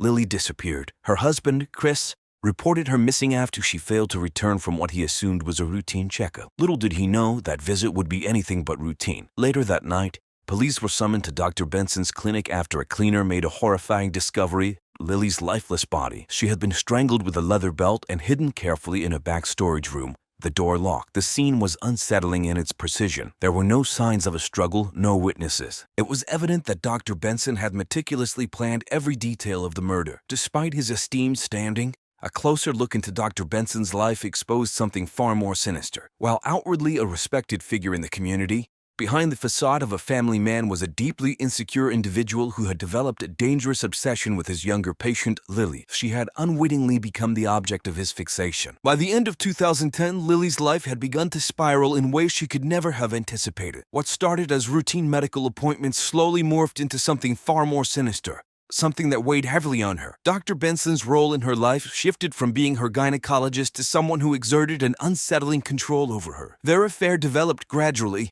starting with long, seemingly innocent conversations during her appointments.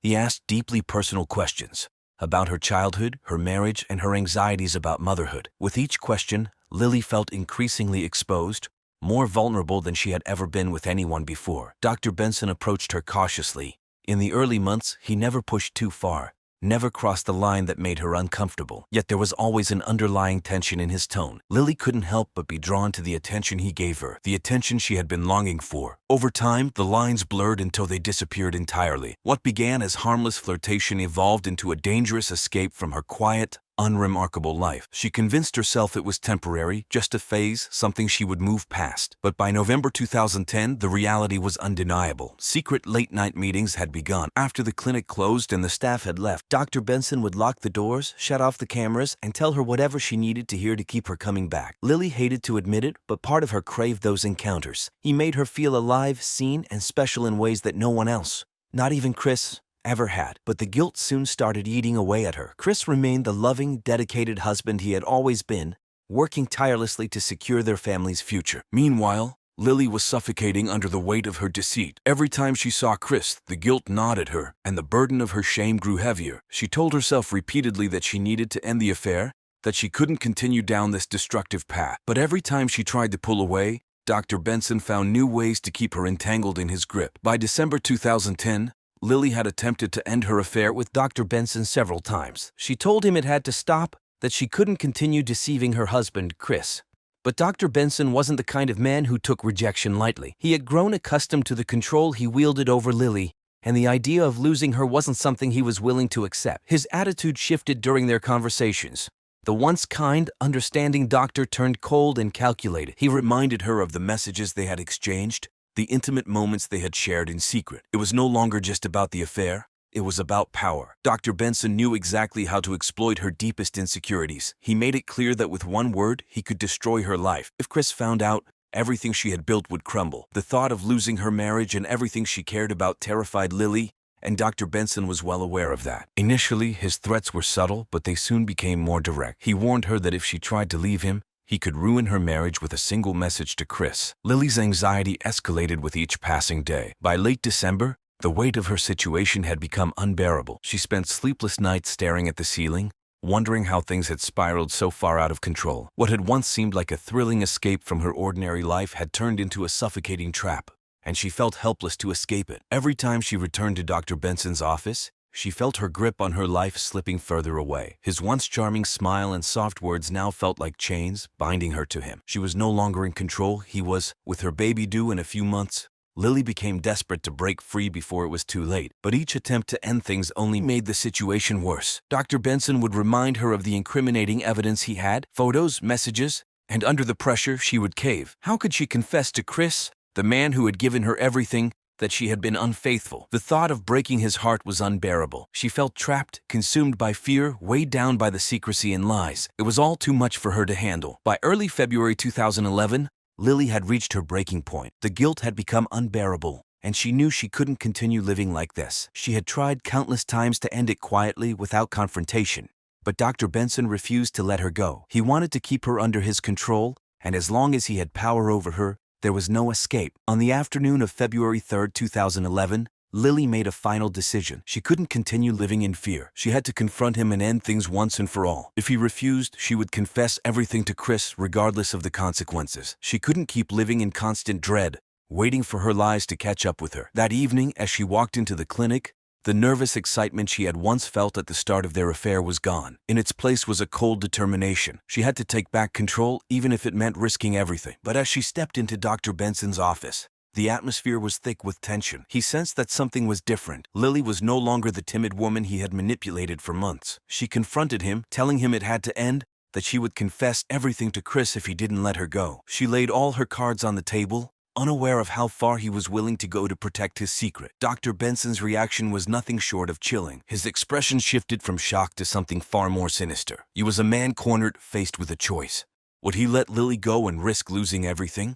Or would he take drastic measures to ensure his secret remained hidden? As February turned into March, the tension between Lily and Dr. Benson intensified. Lily had no idea of the dark thoughts consuming him, no clue just how far he was prepared to go to maintain his control over her. What had once been a thrilling, forbidden affair had now become a ticking time bomb, ready to detonate at any moment. Lily was no longer just a woman trapped in a poor decision. She was caught in a nightmare with no clear escape. Their confrontation had set something in motion, something that would alter both of their lives forever. On the morning of September 3, 2011, the quiet routine of their Nebraska town was shattered. Lily Evans, who had left for what her husband Chris assumed was a routine checkup with Dr. Benson, never came home. Chris, who had always trusted the doctor to care for his wife and their unborn child, grew increasingly anxious as the hours ticked by. By the afternoon, his concern had escalated into full-blown panic. Lily never stayed out without telling him where she was, and he knew something was terribly wrong. Desperate, Chris called the clinic, hoping to hear that Lily had simply stayed late due to a complication or an extended conversation with the doctor. But no one had seen or heard from Lily since her appointment earlier that morning. The clinic staff was as clueless about her whereabouts as Chris was. By that evening, overwhelmed with dread,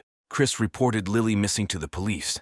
What followed would uncover a horrifying truth. Later that night, around 9 p.m., a cleaner at Dr. Benson's clinic was finishing her usual after-hours duties. As she moved through the rooms, wiping down surfaces and tidying chairs, she noticed an odd smell coming from the back storage room, an area that was rarely used. Feeling uneasy, she opened the door. What she found inside would haunt her for the rest of her life. Hidden behind a pile of medical supplies was Lily's lifeless body. She had been strangled with a leather belt, and her body had been carefully positioned, as though Dr. Benson had gone to great lengths to conceal her. There were no signs of a struggle, no evidence that Lily had fought back. The scene was disturbingly precise, meticulously planned, as if Dr. Benson had thought through every detail to avoid suspicion. From the moment the police arrived, it was evident that this was no crime of passion. It was a cold, calculated murder. The discovery sent shockwaves through the town. No one could believe that a trusted doctor, a man who had served the community for so many years, could be capable of such a monstrous act. Dr. Benson had always been regarded as a model professional,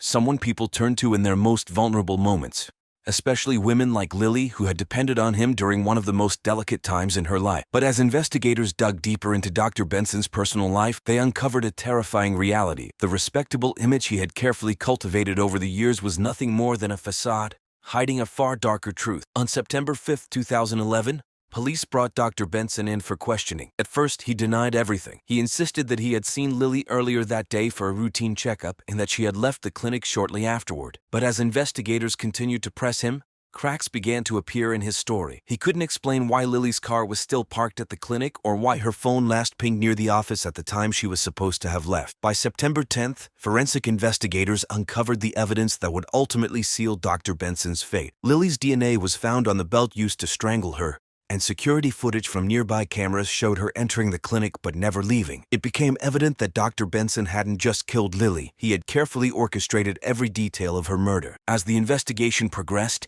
even more disturbing revelations surfaced. Several former patients came forward with stories of inappropriate comments, lingering touches, and unwanted advances. While these encounters hadn't escalated to the same level as Lily's relationship with Dr. Benson, they painted a troubling picture of a man who had been crossing professional boundaries for years. It became clear that Dr. Benson had been using his position of power to manipulate vulnerable women, all while maintaining an outward appearance of professionalism. Lily was just one of many targets, but unlike the others, she had tried to break free. When she threatened to reveal the truth, Dr. Benson's obsessive need for control pushed him to commit the ultimate act of violence. He couldn't let Lily tell her husband or risk the collapse of his entire career. In his twisted mind, silencing her was his only option. As the case against Dr. Benson grew stronger, the town was gripped by a mix of disbelief and fear. How had no one noticed the darkness lurking beneath his calm demeanor? How many other women had suffered in silence, too afraid to speak up? By September 15th, the evidence was overwhelming. Police formally arrested Dr. Benson, leaving the community reeling from the horrifying realization that one of their most respected citizens had been living a double life. Neighbors, friends, and colleagues were in shock as the story dominated the media. This wasn't just about Lily's murder. It was about years of hidden desires and the slow unraveling of a man who had spent his life shrouded in secrets and manipulation. The trial, which began in early 2012, became a spectacle that captured the attention not only of the small Nebraska town but of the entire nation. Dr. Benson's defense team argued that his relationship with Lily had been consensual and that she had become emotionally unstable, threatening to ruin his life. They claimed that her erratic behavior had forced him to act in self-defense. However, the prosecution built a far more compelling case.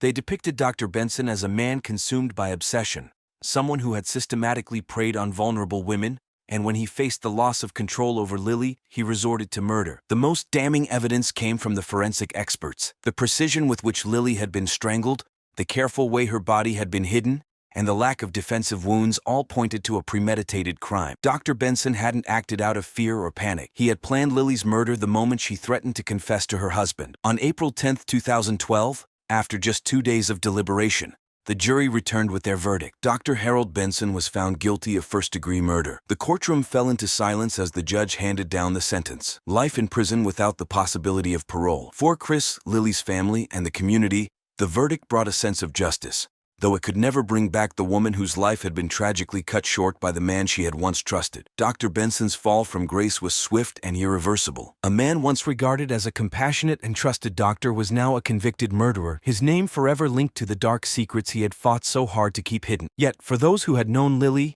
especially for Chris, the pain of losing her would never fully heal. The trial had exposed the extent of Dr. Benson's obsession, but it also left behind many unanswered questions. How many other lives had been impacted by his actions? How many more secrets lay buried in the past, still unrevealed? In the end, Lily Evans's murder served as a chilling reminder of the darkness that can hide behind even the most trusted of faces. As Dr. Benson began his life behind bars, the small town was left to pick up the pieces, haunted by the memory of a woman whose life had been stolen by a man who had once vowed to care for her. Yet many were left wondering, was this truly the whole story? Could a seemingly dedicated doctor really transform into a cold-blooded murderer? Lily's story stood as a tragic reminder that even those we trust most may harbor the darkest of secrets.